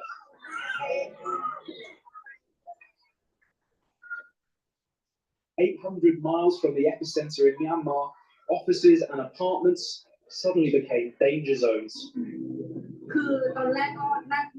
At first, I thought my head was spinning, so I moved to see what was happening, and things started swaying even more. So I quickly ran to my kids. I told my kids, we can't stay here, we have to get out of here. So we ran down to get outside. Those who stayed inside couldn't believe what they were seeing. Rooftop pools spilled out to the roads below. I was in the office and people started running out, and I thought for a split second, I was like, isn't it better to stay inside? Isn't that safer? So that's what I did. And then I saw the other building and started filming. And it was basically the pool flowing and like a waterfall. Tonight, Thailand's Prime Minister visited the site of the collapsed building. It was supposed to be a new government office. Today became a disaster zone. These workers have been here for hours now, battling through the debris, desperately searching for survivors. But look, you can see the scale of the task ahead of them. Just removing those metal girders weighing thousands of tons took hours in itself, just so the search could begin for survivors in earnest. That's going to be their priority now. But for the people who saw this building collapse earlier today, and for the people that are still here now, well, the feeling is a mixture of shock at what happened, but also dread of what might be found. For the Thai people, it's a chilling hint of what their neighbours in Myanmar must have felt and what they must be going through right now. Nick Marsh, BBC News, Bangkok. So how do these earthquakes happen, and why was this one so strong and so devastating? Palab Ghosh is here to explain. Palab. Jane, these images show just how powerful the earthquake is. It was the most active, it's the most active seismic area in the world, and it's the most powerful it's been for a century. So this is a very large earthquake. It's capable of causing extreme damage close to the epicenter, and it's likely to have been felt further away. The Earth's crust is made up of plates which rub up against each other. They can slip and suddenly release their energy, which is what happened on this fault line outside the city of Mandalay in Myanmar this morning. The power of an earthquake is measured by the moment magnitude scale, which goes from 1 to 10, with each whole number being 10 times more powerful than the previous. So think about that. 7.7. You know, 6.5 or 6.7 to a 7.7, 10 times more. That's what I'm saying. When you start getting into sevens, it's dangerous. I mean, sixes are dangerous. I just want to mention what Amber said, that I totally agree with her on this. She goes that, she says, to me, the earth feels half dead and half alive, and it has a different smell. I think this is true here. I think there is kind of like, this is what I mean, that we're in Egypt right now. We're in a global Egypt, and we're seeing a series of plagues happening over a multi-year arc. This was a really intense shock. It was followed by a smaller aftershock of 6.4, and then several others. There are likely to be more in the coming days and weeks, but they'll be smaller and less frequent. The concern, though, is that the earthquake and the aftershocks were relatively shallow, less than 6 miles deep, which means that the impact on the populated area above was much greater. It's very shallow. The depth has been quoted as 10 kilometres. It could be less. The shallower an earthquake, the stronger the shaking that's felt at the surface. And it's the strength of the shaking that does the damage, not the magnitude of the earthquake. If it's distant or deep, it doesn't do much harm at the surface. So it has caused some quite strong shaking. The question is whether we can predict when and where these earthquakes will happen to give an early warning. The answer, unfortunately, is no. Although we know where the plates are rubbing against each other, we can't tell in advance exactly when they'll release their energy. Jane. Thank you. Well, let's talk about the aid effort, because as we've heard, Myanmar's military regime has made a rare appeal for international help. One rescue team in Mandalay says it's having to dig people out of rubble with just their bare hands. Caroline Hawley is with me and has been looking into this and talked to us about where aid might come from. What happens now, Caroline? Well, aid agencies are scrambling to work out how to respond. Donald Trump has offered America's help, but time is of the essence. There's a short window to save lives, and this is going to be complicated because Myanmar is a country that's been at war since the military junta took power in a coup in 2021. It already has serious humanitarian problems. Millions of people have been displaced by recent fighting. And as you said, the military junta has taken that unusual step of asking for outside help. But in the past, they've restricted access to aid workers, and they've also restricted aid to areas where resistance. All right. Let me just plug a stack here before we continue. It's important to improve your bone density, but you can improve your bone density and health with your cardiovascular health. And you do that with D3 and K2. Take these together and you'll be able to absorb calcium, especially if you're taking a supplement or drink milk. That's how I get my calcium. And do resistance training. When you do that, you're helping to build more dense bone over time. Now, most people don't realize this, but it takes about 7 years to recycle your bone matrix, right? And to really substantially increase your bone density.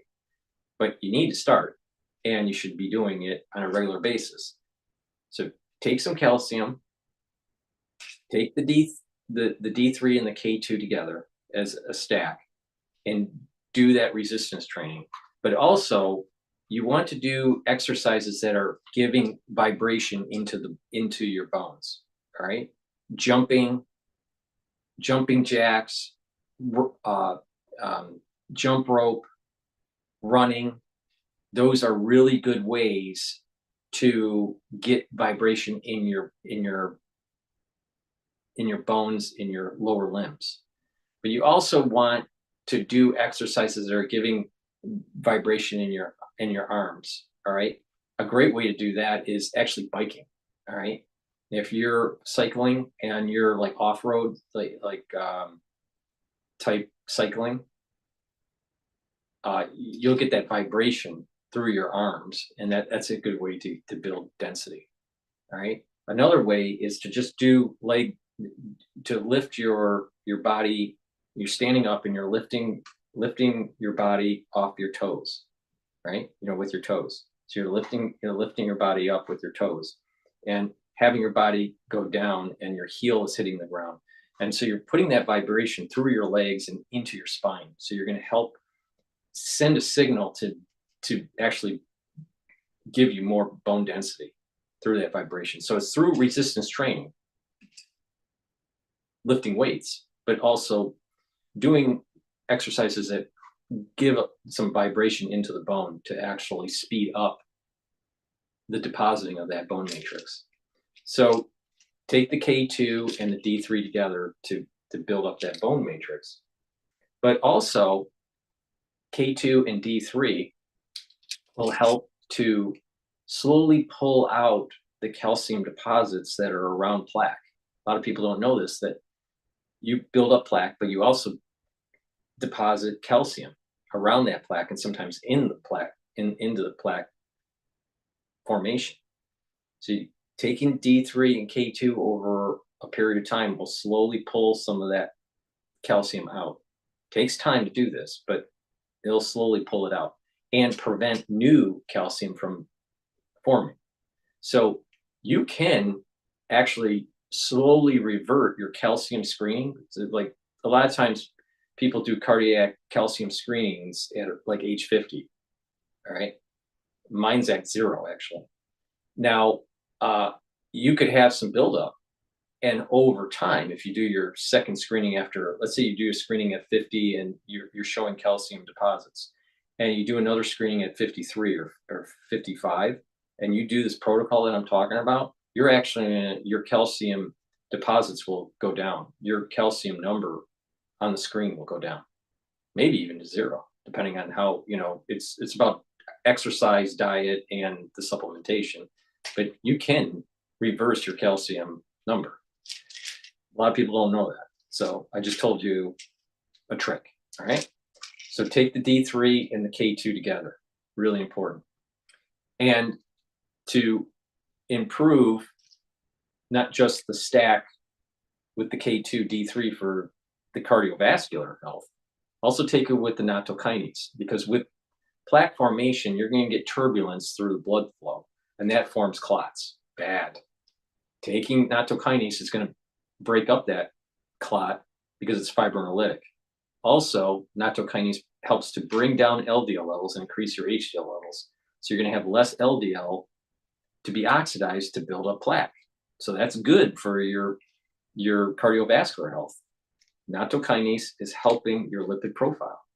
So stacking it with K2, D3, and the nattokinase, this is a powerful stack that does 2 things. Helps with your bone density and your cardiovascular health. So please go to my store, the-studio-reykjavik.com, and get this stack. It's really important. But like I said, do these types of exercises and do it over a long period of time. And you're going to see bone density improvement, and you're going to see your calcium deposits go down.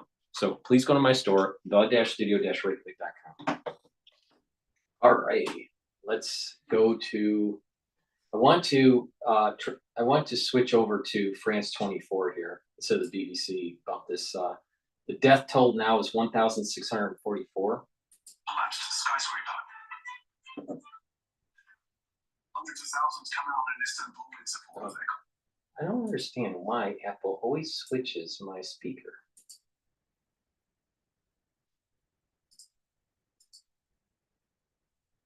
Now seeing nearly 2,000 people arrested. All right, so they're just like And Israel's military admits right now. So let's go back to the BBC here. Aid to areas where resistant groups are active. The UN says it is now mobilizing a big humanitarian effort from the logistics hub in Dubai. We'll have to wait and see what access they get, but the need is certainly acute. And that volunteer rescue worker who talked to the BBC about digging people out with their bare hands also said there was no sign of the military helping where he was, and he said they desperately need equipment to save lives. So time is really of the essence. It's urgent now. Absolutely. All right, Caroline, thank you. Caroline Hawley. All right. Okay, so Wealthfront offers a cash account that we got that. So let's take a look at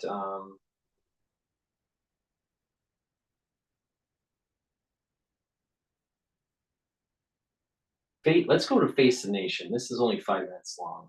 Talking about Israel intelligence angry over Signal chat leak. All right, let's figure that out. CBS News has learned Israeli officials are furious over the leak of a Signal group chat discussing military strikes on Houthi targets in Yemen.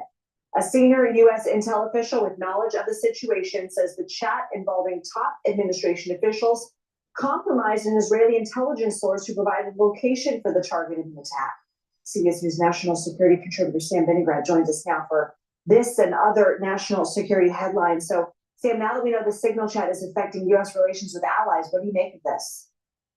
Well, as a general matter, Lindsay, the United States depends on intelligence relationships with foreign partners like Israel to get access to information that we would not necessarily have, in particular in regions where other partners might have a greater presence or more intelligence assets. Those partners' intelligence is critical to, for example, engaging in targeting operations. The fact that Israeli intelligence may have become public as part of this Signal chat could really damage ongoing intelligence cooperation between the United States and Israel, as well as between the United States and other intelligence partners who now have reason to think that the U.S. may be callous with sensitive intelligence. All of our intelligence partners are very focused on safeguarding their own sources and methods, and this whole incident, I fear, could have a chilling effect on intelligence sharing because of the callousness with which the National Security Advisor and the Secretary of Defense treated sensitive information that it turns out may not have even been ours. So those are the reverberations among our foreign allies. Let's talk reverberations domestically. The New York Times spoke to a dozen Air Force and Navy fighter pilots who said going forward, they can no longer be certain the Pentagon is focused on their safety when they strap into cockpits, and that the inadvertent invitation to the journalist, as well as Secretary Hex's insistence, he did nothing wrong by disclosing military plans in the chat, upend decades of military doctrine about operational security. Your reaction? Well, let's just keep in mind why information is deemed classified or sensitive in the first place. It's because its unauthorized disclosure could cause harm to U.S. national security. That is exactly why operational security plans, in my experience, are solely discussed and communicated about on classified or sensitive platforms, in very specific communications channels, and even very specific rooms.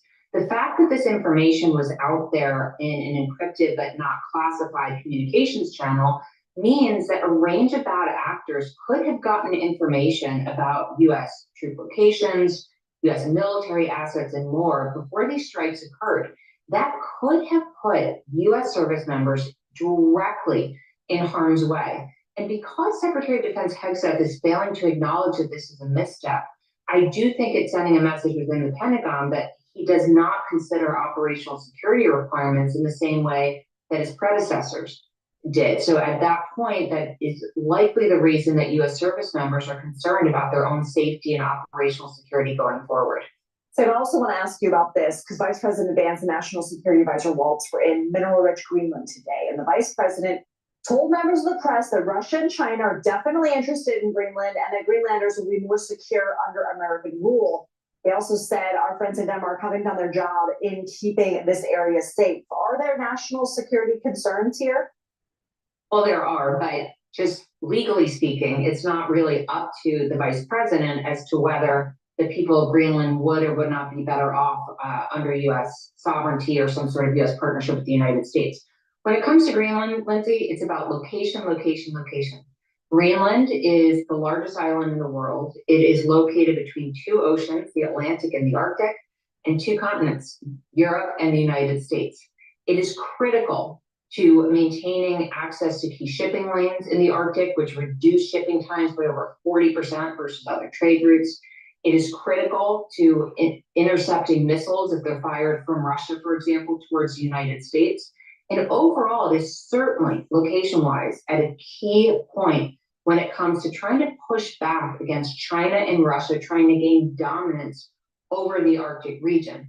But all of that considered, Denmark has control over Greenland. It's self-governing territory of Denmark. And if Greenland was ever to get independence, it would have to vote in a referendum. The Danish parliament would have to approve that.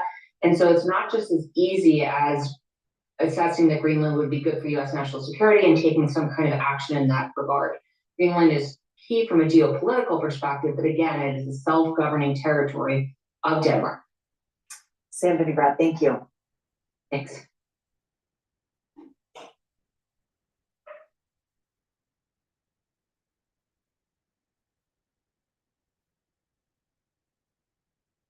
Take a look at some of this video provided by U.S. Central Command a short time ago as the U.S. is appearing to strike Yemen again overnight, with the American military acknowledging earlier bombing a major military site in an area controlled by the Houthi terror group. An Associated Press analysis of satellite photos showing the U.S. military has moved at least 4 long-range stealth B-2 bombers to Diego Garcia over in the Indian Ocean. Israel Public Broadcasting noting the aircraft are within striking distance of both Iran and... I'm going to go off on a tangent really quick here. I remember as a kid, I was into building models, like plastic models, car models, some plane models. I even did an aircraft carrier model. But I remember during the Reagan administration, so, you know, we're talking the 80s here, my parents bought me a model of the B-2 bomber, all right? And I, built this model. It was a decent sized model. It didn't fly or anything. It was just, just stationary model, plastic model. But, you know, we're still feeling the Reagan era, you know, with that defense spending. But the first thing that popped in my mind when they said B2 was the plastic model that my parents bought me back in the 80s. Yeah, man. We're going to keep you updated here as we learn much more about that. I want to take you out to a live image we do have right now coming in out of Jerusalem there in Israel, as the Hamas terror group appears willing to release a small number of hostages to secure a ceasefire during the Ramadan-ending holiday of Eid al-Fitr. Israeli public broadcasting reporting it's not clear what else Hamas would ask for in return, but the one living American hostage, Idan Alexander, would be freed as part of all of that. The broadcaster reporting it has much. You know, the thing is that we, as the United States, should never have allowed it to last for this long with anyone as an American citizen. To do with the holiday and more to do with days of protests against Hamas throughout Gaza. Mark Chandler is the Director of Government Relations at Coastal Carolina University and Professor of Practice. He is also a Senior Defense Intelligence Official, joining us now live to discuss all of this. Mark, thank you so much, as always, for taking the time to be here with us. You're welcome, and good morning, Josh.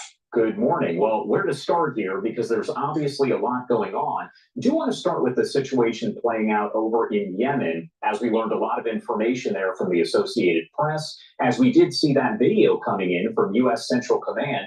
This is kind of a broad question, but what do you make of all of that as it is developing?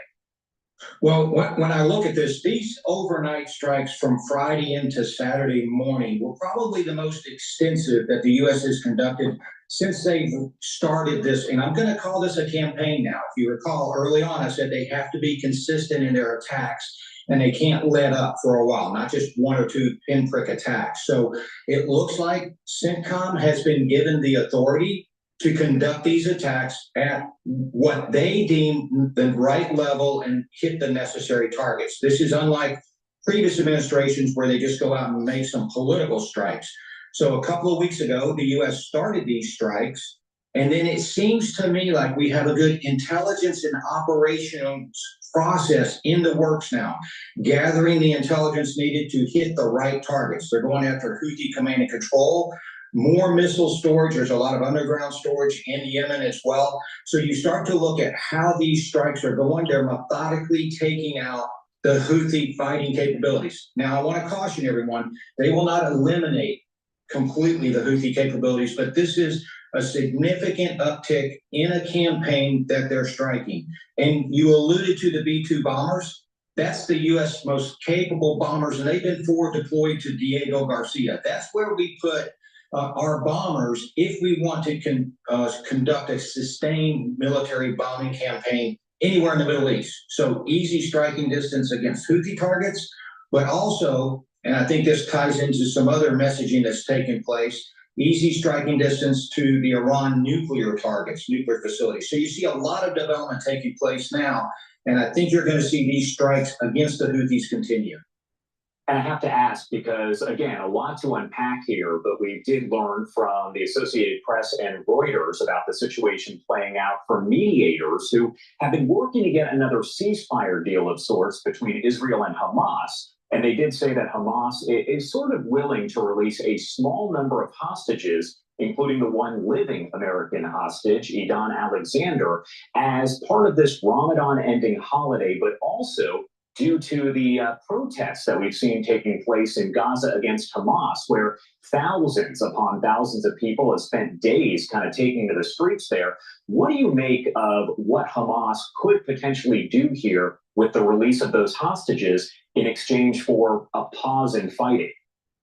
Well, first and foremost, Josh, let me just say that the Hamas leadership isn't going to do anything that is not beneficial to Hamas.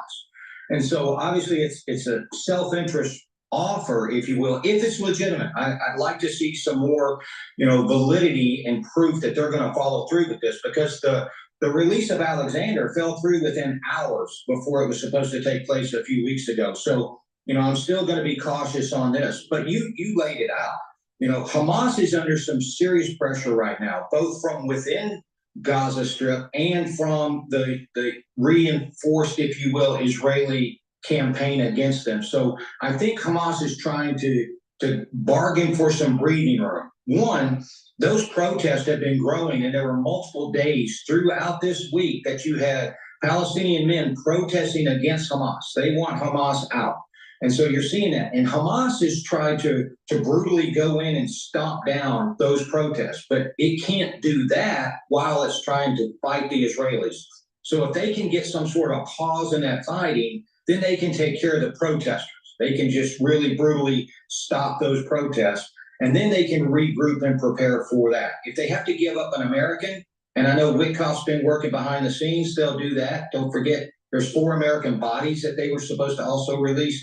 So I think what you're seeing truly is Hamas trying to buy time for that. Nothing really humanitarian about their offer at all. As an American, that is totally unacceptable. We should never have our dead in the hands of the enemy. We should be doing everything that we can to make sure we bring them home.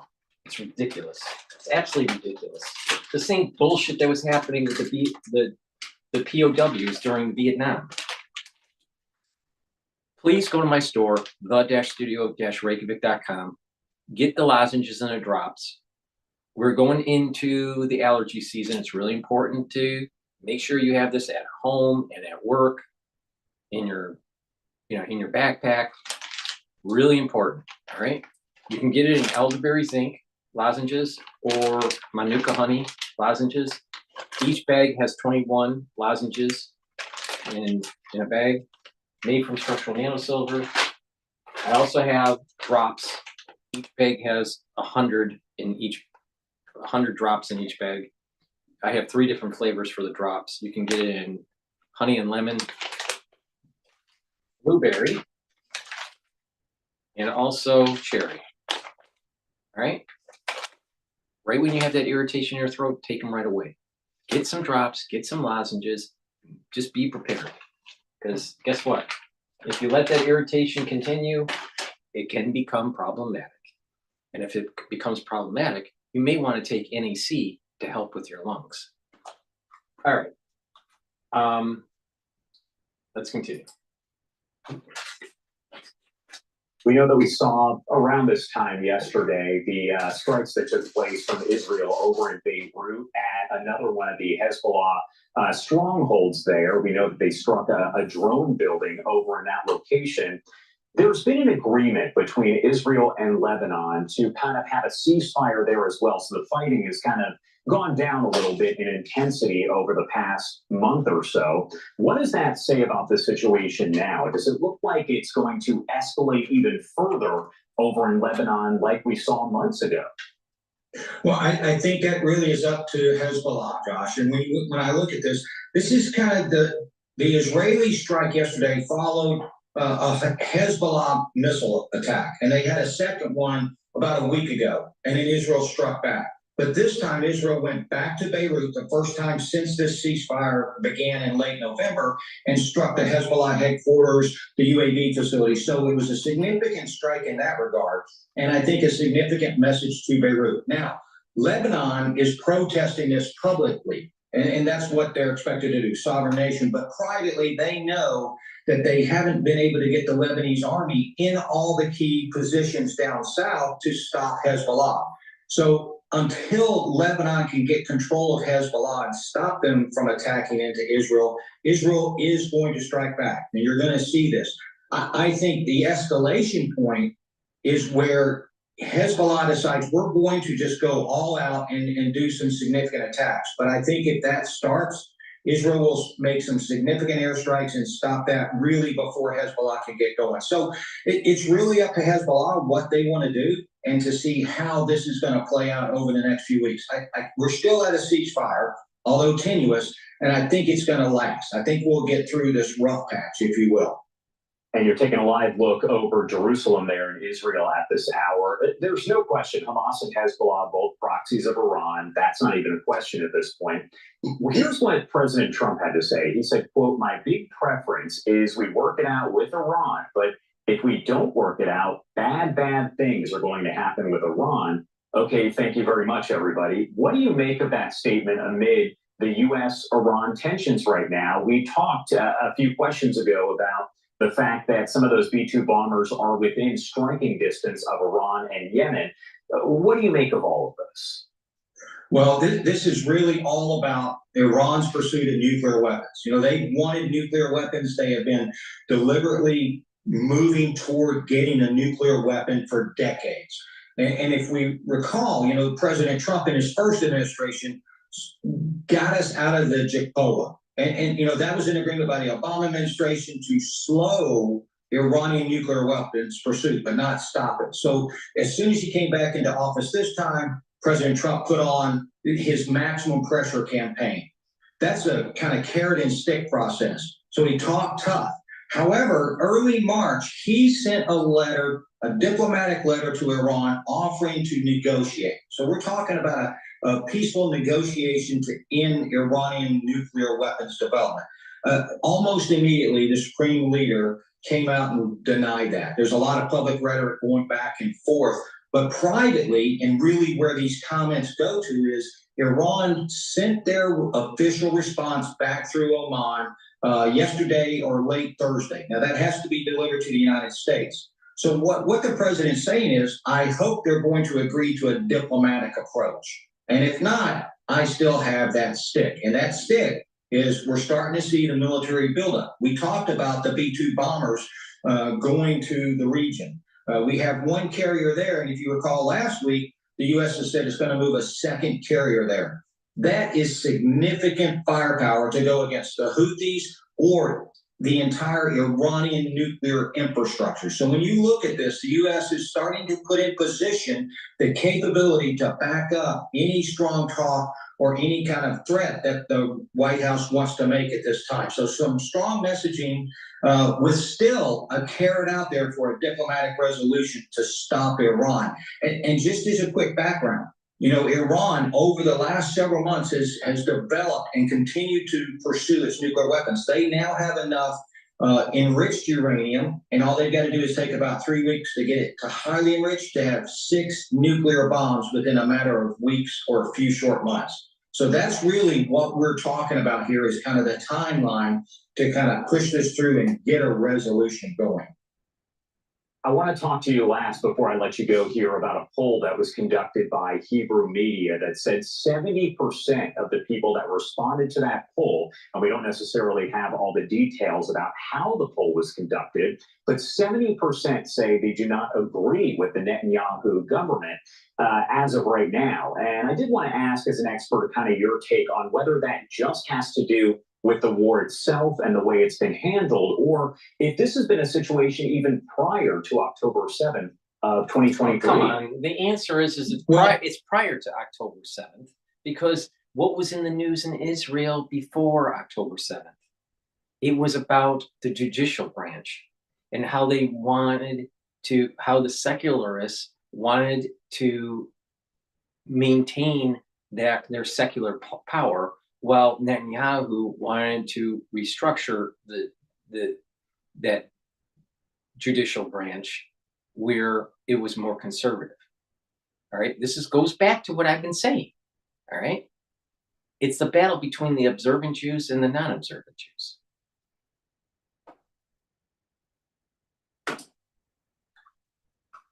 I think we're seeing a couple of things here that are starting to play out now.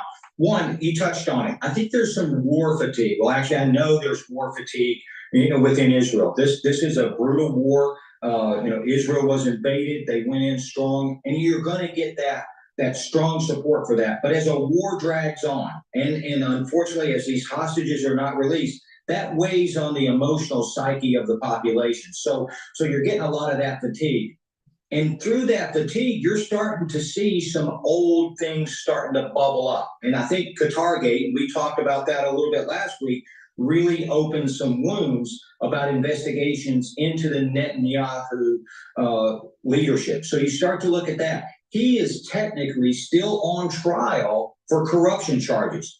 But if I go back to let's say just a month before Hamas invaded Israel back in 2023. In September 2023, there was a lot of protests that were taking place, a lot of unpopularity. I mean, it was reaching significant levels because of a judicial reform process that the Netanyahu government was trying to push through with the Knesset and working their way through. So there's a lot of tension You got to that understand existed before. the way Israel was formed in its very beginning. It wasn't for the observant. It was for the secularists. They wanted to destroy the observant part of Judaism. All right? They wanted to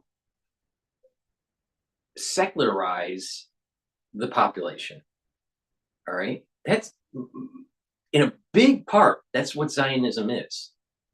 All right? So this is a long battle between these two groups that I'm talking about. All right? And I think we're at a point where peace needs to be made between them, between the observant and the secularists, or Israel may fall. Let me put it this way, the state of Israel will fall. Something will come out of the ashes that is of a biblical origin. The state of Israel is not a biblical construct. That's a modern construct.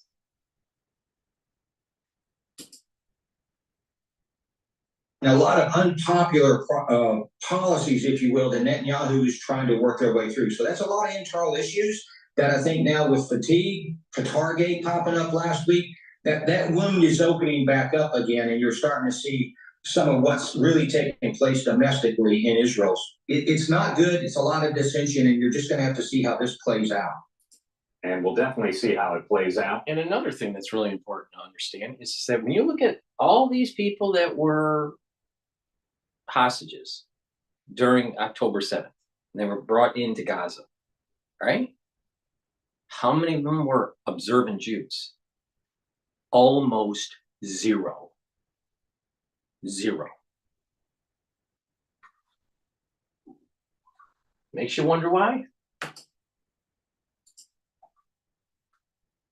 You know, these developments are happening pretty much, I always say it, on an hourly basis. Mark Chandler, as always, thank you so much for taking the time to join us here. Anything you want to add before I let you go? Josh, there's a lot. You're right. A lot of things are breaking constantly on this. I would just like to do a little shameless self-promotion if I could. And you know, I'm going to start to hang out a kind of a side hustle, if you will, a shingle for consulting. And I'm calling it Chandler Associates for... I'm going to do a shameless plug on my show, the-studio-reykjavik.com. Get the NAD+. This supplement will boost up your NAD+ levels. That's important for more energy for your cells. NAD+ also helps to repair your DNA damage, either cellular DNA or mitochondrial DNA. And NAD+ helps to protect your neurons. Extremely important to take this supplement if you're 40 years of age or older. Protect your neurons or you'll lose them. Ubiquinol, very important to take. Again, if you're 40 years of age or older. I have been taking CoQ10 for a long time, but the best way to take CoQ10 is to take ubiquinol. Ubiquinol is the most bioavailable form of CoQ10 that you can buy. You can't get anything better than this. So take ubiquinol every day. Why? It'll help to boost up your energy levels, help to improve the health of your mitochondria. It's an antioxidant, so it's going to soak up free radicals, and it protects your neurons. It stacks really well with NAD+ as a neuroprotection stack. And resveratrol. Resveratrol is an antioxidant, so it's going to soak up free radicals. It also helps with your mitochondrial health, so you're going to have more energy. And resveratrol helps to get rid of cells that need to go into apoptosis, that have been sitting there, not dividing. Sometimes your cells stop to divide it, and they don't want to go into apoptosis, and they just sit there, and those are cells that are in senescence, and they collect garbage. Well, you want to get rid of those. So Resveratrol gets rid of those, helps to get rid of those nest cells. In addition, you're going to have more youthful gene expression with resveratrol. I've been taking resveratrol for decades, all right? It stacks really well with ubiquinol and NAD+, all right? Also, it stacks really well with C60, which is a very strong antioxidant. So go to my store, the-studio-reykjavik.com, and get the stack. Resveratrol, NAD+, and ubiquinol. Remember, ubiquinol is the best bioavailable form of CoQ10 that you can get. So get the stack, ubiquinol, NAD+, and resveratrol. Again, if you use discount 5 on any order, you get $5 off. Okay, let's continue.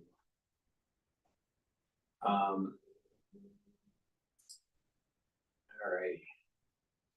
I really feel as though the mainstream media is just overdoing the whole Signalgate issue.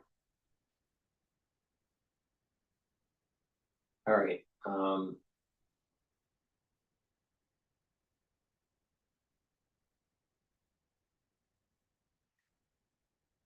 I want to play Victor Davis Hanson here. How Donald Trump is reshaping America in just 7 weeks. This was on the Daily Signal 1 day ago. It's just 6 minutes long. Today's actually a really exciting day because we got to unfold one of these units right in front of a crowd of people. How should we characterize the first 7 weeks of the Trump administration? Because we get so much information and misinformation. So what are we going to make of all this? Trump is in a race. He's in a race to enact fundamental disruptive change, a counter-revolution. And it's going to be rough for a while, as he pointed out. But the things that he has already done are going to have fundamental advantages for the United States. If he's able to solve the Ukraine war, and if he is able to have a general peace in the Middle East, that will be the most substantial presidency, if he does nothing else, that we've seen in 50 years.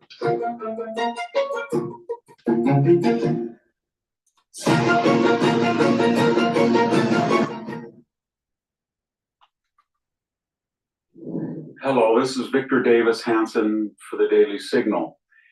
How should we characterize the first 7 weeks of the Trump administration? Because we get so much information and misinformation. Almost a day doesn't go by where the Wall Street Journal is predicting that we are headed for a recession, that our allies are furious at us, that the economy is on the brink.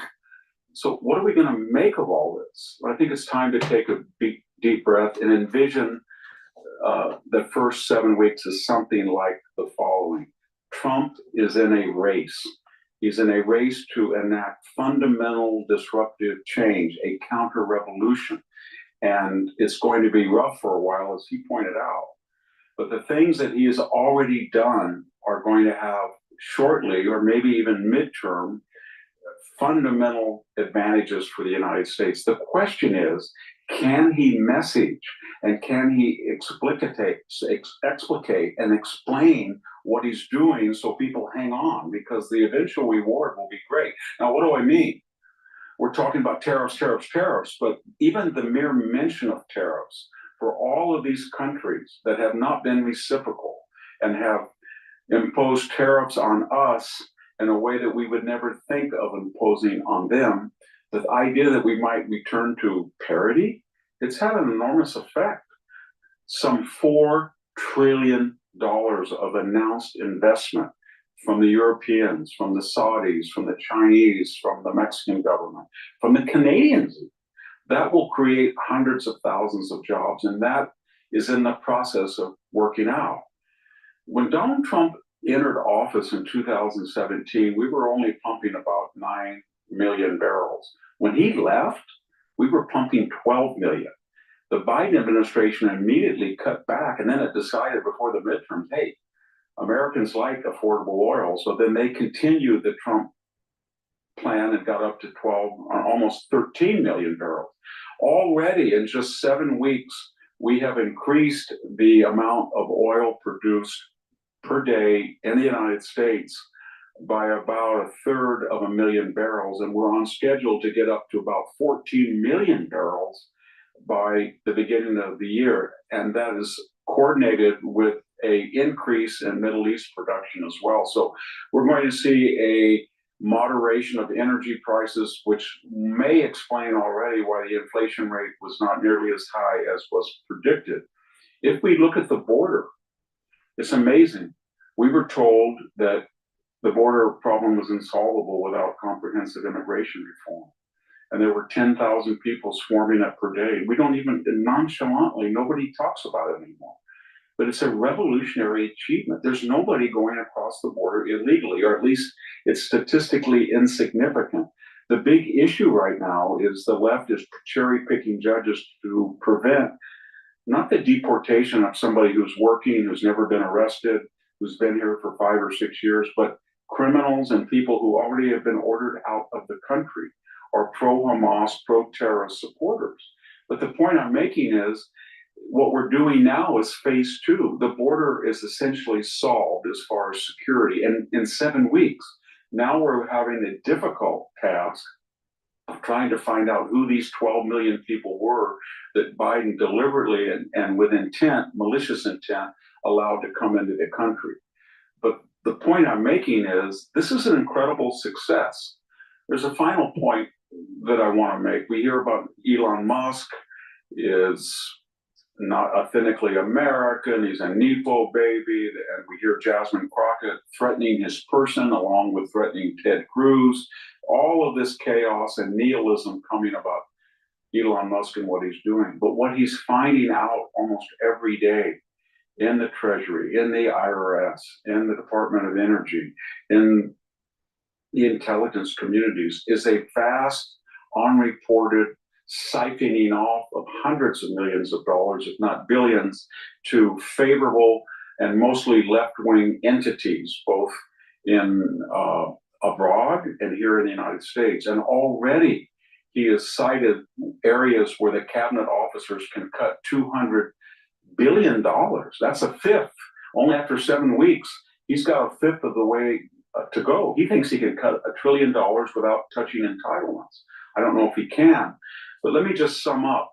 If Donald Trump is able to fulfill this promise of commitment by foreign entities of $4 trillion in investment, $4 trillion, if he is able to cut $1 trillion within a year or two, if he's able to solve the Ukraine war, and if he is able to have a general peace in the Middle East, that will be the most substantial presidency, if he does nothing else, that we've seen in 50 years. So, final word, everybody keep calm. There's events in process that if they are brought to fulfillment and fruition, this country will be a radically different and radically better place. This is Victor Davis Hanson. Thank you. From the Daily Signal. I completely agree with him on this particular subject. Please go to my store, the-studio-reykjavik.com, and make America great again by getting my toothpaste. This toothpaste is made from structural nanosilver. It will whiten your teeth, freshen your breath, help with your gum line, reduce inflammation at the gum line, and with good oral hygiene, you are mitigating problems that may take place in later in life, such as valvular disease or issues with vascular disease. A lot of people don't realize that poor oral hygiene, especially in your geriatric years, will lead to problems with your vascular system and your valves. All right. Now, when you have inflammation on your valves, calcium depositing can happen. That creates stenosis, so the hardening of the valve, or inflammation could lead to tears or a weakening of the valve that could lead to regurgitation or prolapse. That's really bad. So you want to mitigate that problem. So please go to my store, get the best toothpaste that you can buy. There is nothing that you can buy better in terms of toothpaste than this. So please go to my store and get a few tubes of this toothpaste. Yes, it's a little bit more expensive, but guess what? you pay for what the quality that you get. If you want cheap toothpaste, don't be surprised you get cheap results. So please go to my store, the-studio-reykjavik.com, and get literally the best toothpaste that you can buy. Now let me talk about a stack here that's really important for you. All right, focusing on your musculature, and also your brain health. Okay, so let's talk about the brain health first. So the brain function. Clarity factor, really important. Why? It helps to get rid of that brain fog. So this is important if you have work that you need to really concentrate, or you're in school and you need to concentrate, or even in you're retired and you're just not thinking as well. You want to get rid of that brain fog. All right, so that's what clarity factor helps with. It'll also get those neurons firing more, so you're going to have positive neuroplasticity. That's really important. It helps support your memory, all right, and memory creation. You'll be thinking faster. You'll be talking faster. If you look at people that have negative neuroplasticity, they have problems creating sentence structure. They think slower, right? They move slower. This happens very often with geriatrics, all right? They're thinking slower, they're moving slower, they have low ATP, their mitochondria, the mitochondrial health in the neuron is subpar, and their neurons start to recede, the connections, what I call negative neuroplasticity. Well, to get to positive neuroplasticity, you need to have those neurons firing, all right?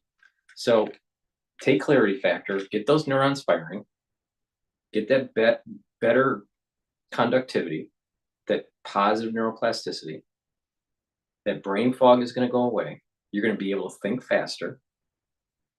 You're going to be supporting your memory. And over time, you're going to have better mental acuity. All right. It stacks really well with C60 because C60 will soak up those free radicals. I'll talk about that later. But take clarity factor every day. If you're in school or at work, or even if you're retired, very important to take every day. And also drink filtered water. A lot of people don't realize that all that particulates in municipality water, guess what? It's affecting your brain. So you need to filter the water. All right. Once you filter the water and you take the proper supplementation, you're going to be able to get better neuroplasticity. Now, you want to learn new things and do some balancing exercises and get better blood flow. Those are all very important for good brain health. So take clarity factor every day. And Myotrol. Myotrol will help with gene expression to build muscle and to maintain muscle and help with the health of your mitochondria. You need lots of mitochondria, lots of ATP to maintain and build muscle. Now, this has flavonoids, lignins, and polyphenols, and those are the ingredients that you need to help with the gene expression to build muscle. Myotrol is really important to reduce atrophy. When you get older, once you hit about age 40, you start to atrophy. It's harder to maintain muscle. It's harder to gain muscle. Well, take Myotrol. If you're an athlete, young or older, taking Myotrol is going to help you with those strength gains. Stacks really well with Gladiator Barley and also C60, which I'll talk about later. But this is a great stack. You're helping with your brain health. You're helping with your musculature. Do some exercising, some cardio, some resistance training. Filter that water.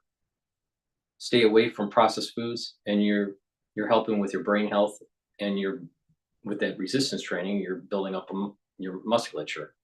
So please go to my store, the-studio-reykjavik.com, and get this stack, Myotrol and Clarity Factor. All right. Now let's take a look at Hegseth is doing the 80th anniversary of Iwo Jima.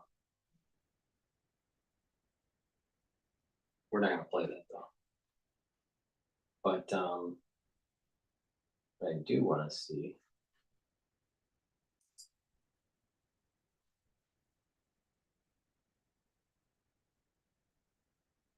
Mississippi becomes latest state to eliminate income tax.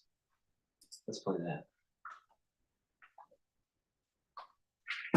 The thing about emergency medicine, you never know what you're going to get. I need help here. Meanwhile, Mississippi taking matters into its own hands to put more money in the pockets of residents. The governor signing an historic bill this week to abolish the state's income tax, becoming the 10th state in the nation to eliminate income tax. Joining me now in a Fox Business exclusive is the governor of Mississippi, Tate Reeves. Governor, great to have you this weekend. Thank you so much for being here. Thank you, Maria. It's great to see you, and it's a great day to be an American, and it's a great day to be a Mississippian. Well, this bill has been in the works for 15 years. Tell us what it will mean for the Mississippi economy. Well, this is, Maria, this is our one big, beautiful bill in Mississippi. We've been working to cut taxes and moving towards eliminating the income tax. And I was finally able to sign a bill into law this week that over time gets us to accomplish exactly that goal. In Mississippi, we believe government ought to take less so that our people get to keep more of their money. And when you look at other states that have no income tax, you've seen a huge surge of individuals moving from high tax states to low tax states or no income tax states. Is that what you're expecting? Well, there's no doubt about it. I mean, you see not only economic growth in those states with no income tax, you also see population growth in those states. And we think we have a beautiful state in Mississippi. We've got a beautiful coastline on the Gulf of America. And I will just tell you that we have seen significant economic growth over the last 5 years. We've seen over $30 billion in new capital investment flowing to our state. And we think by eliminating our income tax, we're going to see not only more income and capital flow into our state, we think we're going to see more people flow into our state. And so it's an opportunity for us to be more competitive on the national landscape. And we think it's going to work beautifully. That is just incredible. I think that a lot of people that are retiring probably would move to a state like that. And I love that you referred to the Gulf of America. I've talked to President Trump about his own tax cut plan. And one question I always ask him is, how are you going to offset? If you're going to cut taxes and eliminate the income tax like you're doing it, where does the revenue come from? Well, I've talked to the president about his desires to cut taxes as well. And for us in Mississippi, you got to know where we start from. We're going to collect about $7.8 billion in total revenue this year. And our current budget spends just barely over $7 billion. So we have a $750 million annual surplus in the state of Mississippi. And so I believe that if you allow government to keep that $750 million surplus, they will find a way to spend it. But I think it's better for your economy to let individual Mississippians spend more of their money, which will then grow the economy. So the combination of more capital investment in our state, more job creation in our state, more income growth through per capita income growth, which Mississippi is in the third quarter of 2024 was the fourth fastest growing per capita income growth in all of America. We're going to see significant economic output in our state. And that's going to lead to us being able to fund the necessary services in government while also letting our people keep more of their own money. Well, that is terrific. And like President Trump, it sounds like you're counting on growth. And that growth will create the revenue that I'm referring to. Look, the president is pushing to cut taxes on a national level. By downsizing the IRS, he's creating this external revenue service, replacing income tax on U.S. citizens with tariffs on foreign countries. Just this week, the president announced a new round of levies on foreign-made cars. Watch. We're going to charge countries for doing business in our country and taking our jobs, taking our wealth, taking a lot of things that they've been taking over the years. What we're going to be doing is a 25% tariff on all cars that are not made in the United States. Governor, auto manufacturing, one of the top sectors in Mississippi with more than 200 auto manufacturers and over 500,000 vehicles produced in the state every year. How are these tariffs going to affect your state? Well, Maria, there's no shortage of opinions as with respect to President Trump's tariff proposals. But let me tell you what our experience has been in Mississippi over the last couple of months. We've had tremendous success since I've been governor now over 5 years of not only investment from American companies, but also direct foreign investment. What we've seen over the last couple of months is our deal flow and our potential deals in our economic development shop have never been greater. We are seeing potential investments from countries all over the world because they're going to produce more in America. We've seen companies that are headquartered here that maybe are doing manufacturing in other parts of the world that are looking to bring those manufacturing operations back on shore.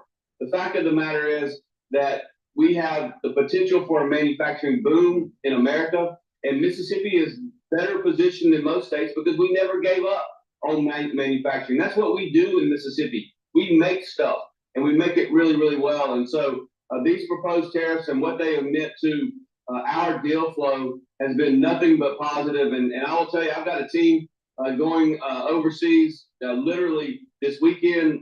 This will be the third trip to a foreign country in the last 3 weeks. There are lots of opportunities out there for governors and for those in states that want to see manufacturing relocate in the United States. And that's been our experience. Wow, how wonderful that you never gave up the manufacturing part of the economy, because we need those supply chains here in America. President Trump, meanwhile, and Education Secretary Linda McMahon are pushing to improve U.S. education as well by moving the power back to the states. Watch. If we don't address the issues in education now and start getting our scores up, if we don't educate in the best way we can, we will be lost, and those generations will be lost. And so by having education at the best place where it can be, which is the states, the local levels, with governors, with best practices and tools, which I hope the Department of Education can help supply for them, we'll do it. Governor, your state is a prime example. There's nothing more powerful than you making your thing happen. Really going for it. Doing business on your. Governor, your state is a prime example of this as well. Your scores are up. Mississippi is now ranked #1 in the nation for gains in 4th grade reading and math. The New York Times even calling it the Mississippi Miracle. Congratulations. How did you do it? Well, thank you, Maria. I want to read that chart here really quick. Mississippi 4th grade education gains. All right. And the baseline was 2013 to 2024.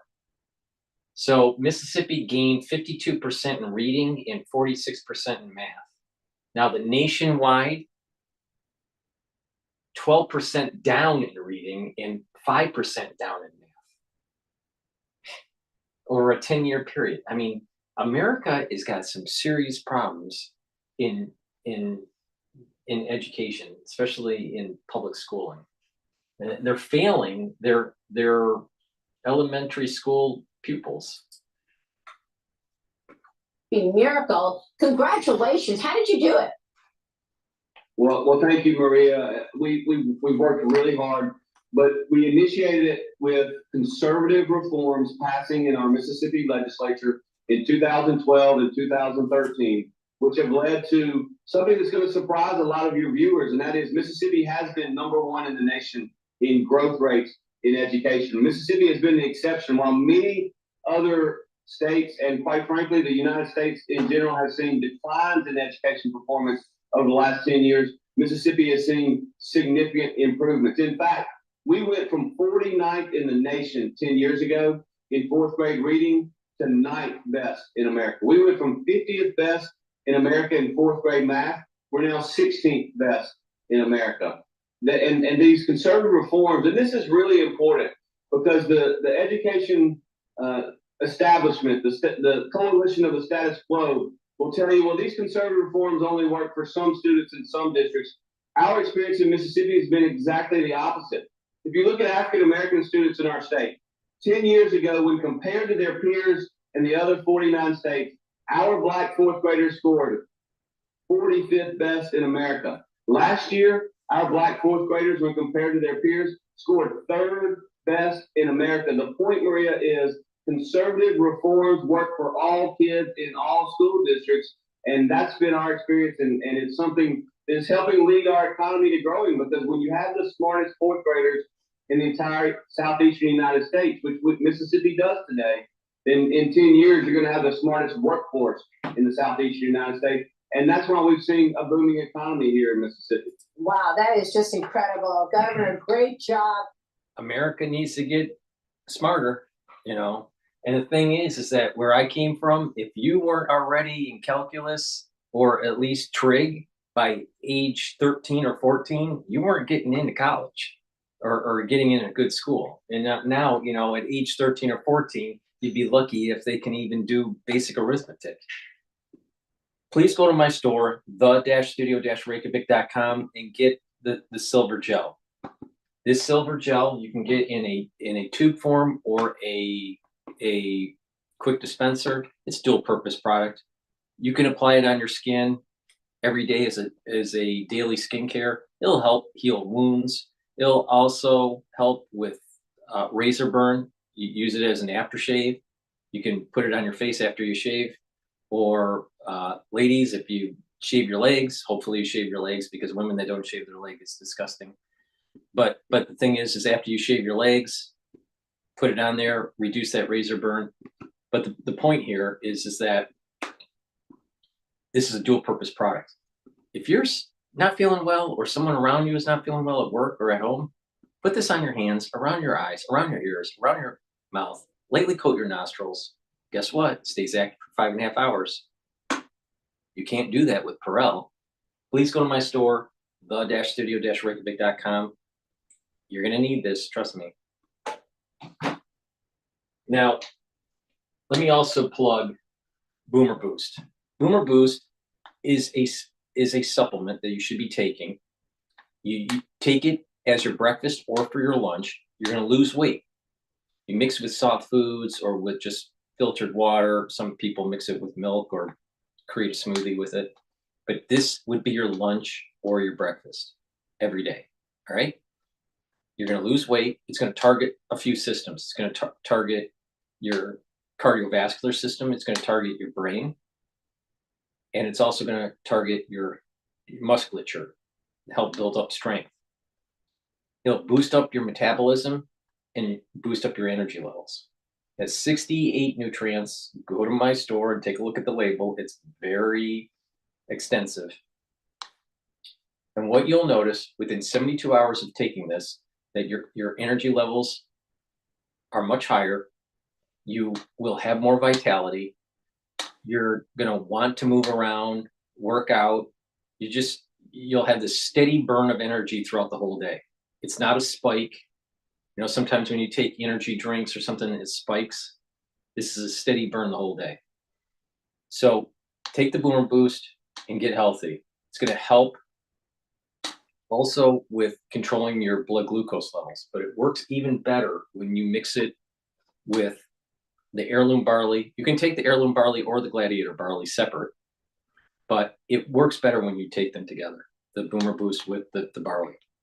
The heirloom barley helps to detoxify your body, bring down inflammation. That helps with your immune system, but also recovery if you're working out.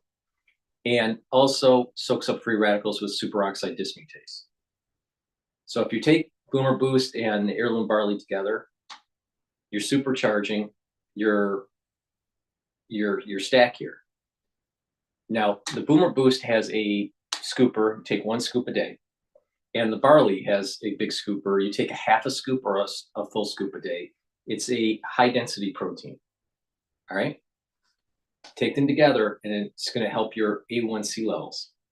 So you're going to control your blood glucose levels. That's really important because guess what? Americans are too fat. They eat too much and their blood glucose levels are too damn high. So get the Boomer Boost, stack it with the heirloom barley or the gladiator barley. Now, the difference between the heirloom barley or the gladiator barley is that with the gladiator barley, you get all the benefits of the heirloom barley, but it also helps to build up strength. So you do your workout, It's going to help you build muscle. It stacks really well with Myotrol. So take the Boomer Boost and the heirloom barley and the gladiator barley, stack them together. Take it every day. You're going to lose weight and you're going to get healthy pretty quickly. It's a very great supplement to get you on the path of getting healthy.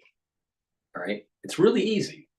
2 scoops, 1 scoop of Boomer Boost, another scoop of the barley, mix it with soft foods, mix it with filtered water or milk. That's your breakfast or lunch. You're going to save money and you're going to lose weight and you're going to get healthy and you're going to have a steady burn of energy. And as your metabolism is revving up, you're going to want to have do more things. You'll have more vitality. So go to my store and get that Boomer Boost and the barley. All righty. Let's ooh, this is interesting. So you believe in serendipitous activity on the internet? All right. So Simca's sessions 1 month ago published. This is just in my feed just now. All right. History repeats itself. Earthquakes that could signal the end of times. We were talking about earthquakes earlier in the session. So maybe my computer was hearing me talk on my show. I don't know. Maybe that's why this popped up. But let's take a look at what Simca has to say about earthquakes.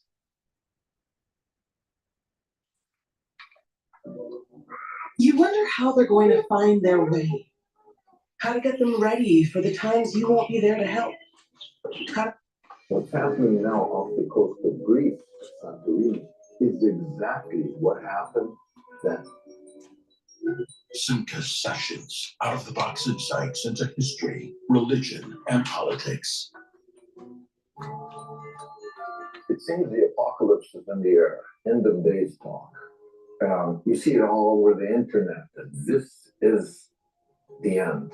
The birth pangs of the Messiah. Christians talk about the second coming. There's all kinds of end of days talk. People feel that the world is in a bad place and it's going to trigger the apocalypse.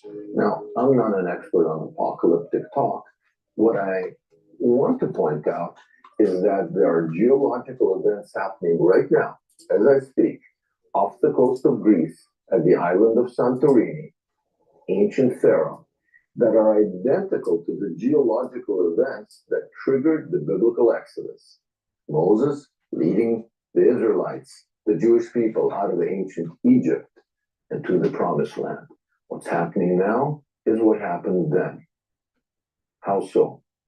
Well, Santorini, a tourist site, a very expensive tourist site, and millions of people go to Santorini. It's literally the mouth of a volcano. The volcano's underneath, and the mouth is a little lake, and you can get a villa overlooking the little lake in the mouth of the volcano. You're just sitting on the lip of the volcano if you rent one of those expensive villas. And most of the time, it's a really gorgeous view. But what's happening now is a series of earthquakes, and they're building up.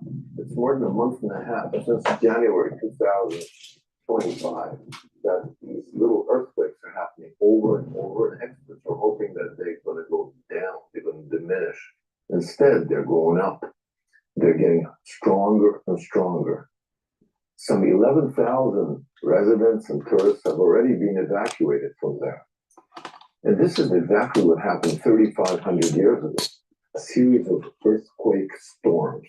Now, experts call it clusters, swarms, or storms. And then that led to the eruption of ancient Santorini, ancient Pharaoh, this volcano that its mouth is a tourist site. 3,500 years ago, the force of the eruption was more than thousands of atomic bombs going off at the same time. Experts talk about, is this the worst volcanic eruption ever? Second, third, it's definitely in the top 3. When it erupted, what it did is it triggered a series of events that the biblical record calls the plagues that led to the parting of the sea, that led to the exodus from Egypt. Darkness, hail. Hail in the Bible is described as miraculously ice on the outside and fire on the inside. Volcanologists call this accretionary lapilli. Literally, the lava goes up into space. As it comes back through the atmosphere, all the moisture around it gets turned into ice. And then when it drops on the ground, you would see volcanic lava that under the ice, there's fire. So the biblical plagues are describing the eruption of Santorini. Now, this is also in the Egyptological record. There's something called the Ep4 papyrus. It describes exactly the same thing that the Bible describes. Water turning into blood, death of the firstborn, tsunamis. All of that is described in the Ep4 papyrus and also in the Ahmose stele. It's hieroglyphics that were put out by Pharaoh Ahmose, that I believe is the Pharaoh of the Exodus. And he's talking about how he rebuilt Egypt after these plagues, after these disasters. And you also find that in the El Arish stele, in the museum near the town of El Arish, there's a stele, hieroglyphic monument, that describes the same events from the Egyptian point of view. I'm just here to say that the geological events that are happening right now off the coast of Greece in Santorini are identical to what happened then, and it triggered the biblical Exodus. Does this mean that the apocalypse is upon us? What it means is what happened then is happening now, and there's been a 3,500 years in between. This kind of eruption hasn't happened in Santorini in thousands of years. Now, of course, everyone's hoping that it won't be on the same scale. Some experts have connected the Santorini eruption to the biblical Exodus, but they think Santorini is the cause.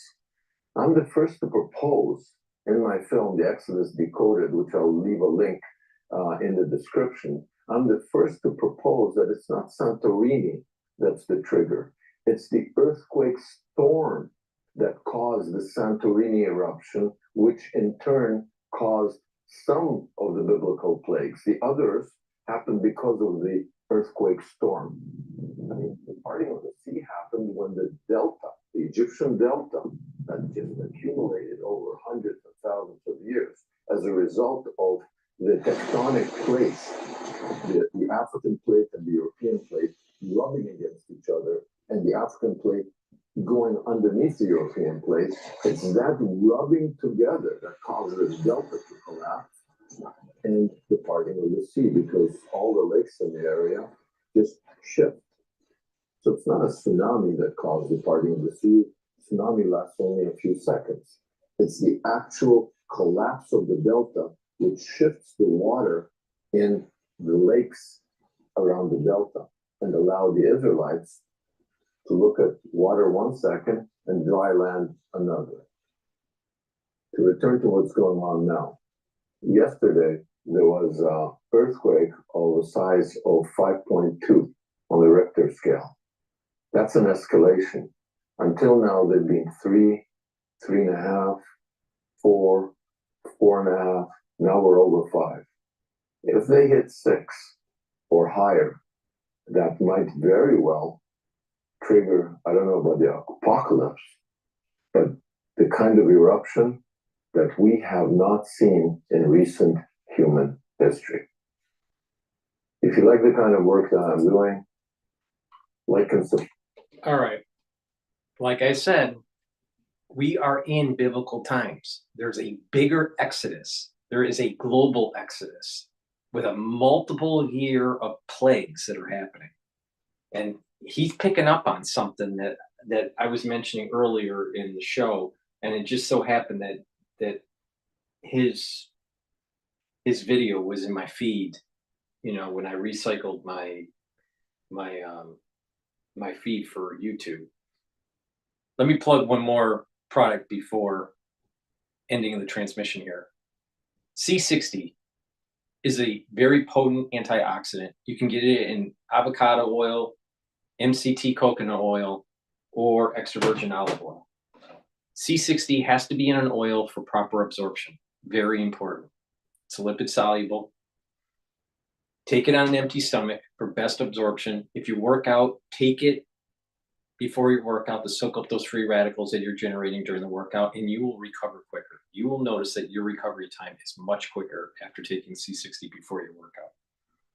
C60, like I said, is a very potent antioxidant. Take a teaspoon a day, every day. It's going to soak up those free radicals. It is hundreds of times, if not 1,000 times stronger than vitamin C. One molecule of C60 is almost 1,000 times stronger than vitamin C. One molecule of vitamin C. Why? Because one molecule of vitamin C can only neutralize one free radical, and it's done. C60, because it's a carbon, 60 carbon in a buckyball, all right, a fullerene, it looks like a soccer ball, the electrons float around on the surface, all right, and so it can soak up those free radicals and then recharge, all right, so it can neutralize these free radicals at a much higher rate, just one molecule of C60. All right, so when you soak up those free radicals in your cell, the cell will have less stress. And with less stress, the cell is going to perform better.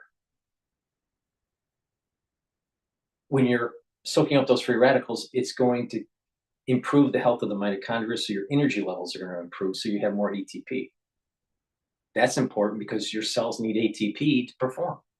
So what happens is that over time, your tissues are performing better. And if your tissues and your organs perform better, then your organ systems perform better. Your immune system is going to perform better, and your endocrine system will perform better. C60 also brings down the stress in the neuron, soaks up those free radicals, boosts up the ATP, improves the health of the mitochondria. And you need lots of mitochondria and lots of ATP for those neurons to make those neurotransmitters to be able to fire. And when those neurotransmitters are firing, you have communication. Well, if you have better communication, your neural network will improve. And when you have a better neural network, you will think better. All right, so it's really important to take, it's the whole idea of anti-aging is it's about bringing down the stress, soaking up the free radicals, boosting up your immune system, bringing up your energy levels and your metabolism. All right, and C60 soaks up those free radicals. So if you want to slow down the aging process, boost up your immune system, and help with your other organ systems, it behooves you to take the C60. Take a teaspoon a day, every day. And what you will notice is that you're going to have more energy, you're going to look younger, you're going to slow down the aging process, and your bodily systems, your organ systems are going to perform better over time. There's a compound effect when you take C60 on a daily basis. So take a teaspoon a day, every day. You can get it in a 2-ounce, a 4-ounce, or an 8-ounce configuration on my store, the-studio-reykjavik.com.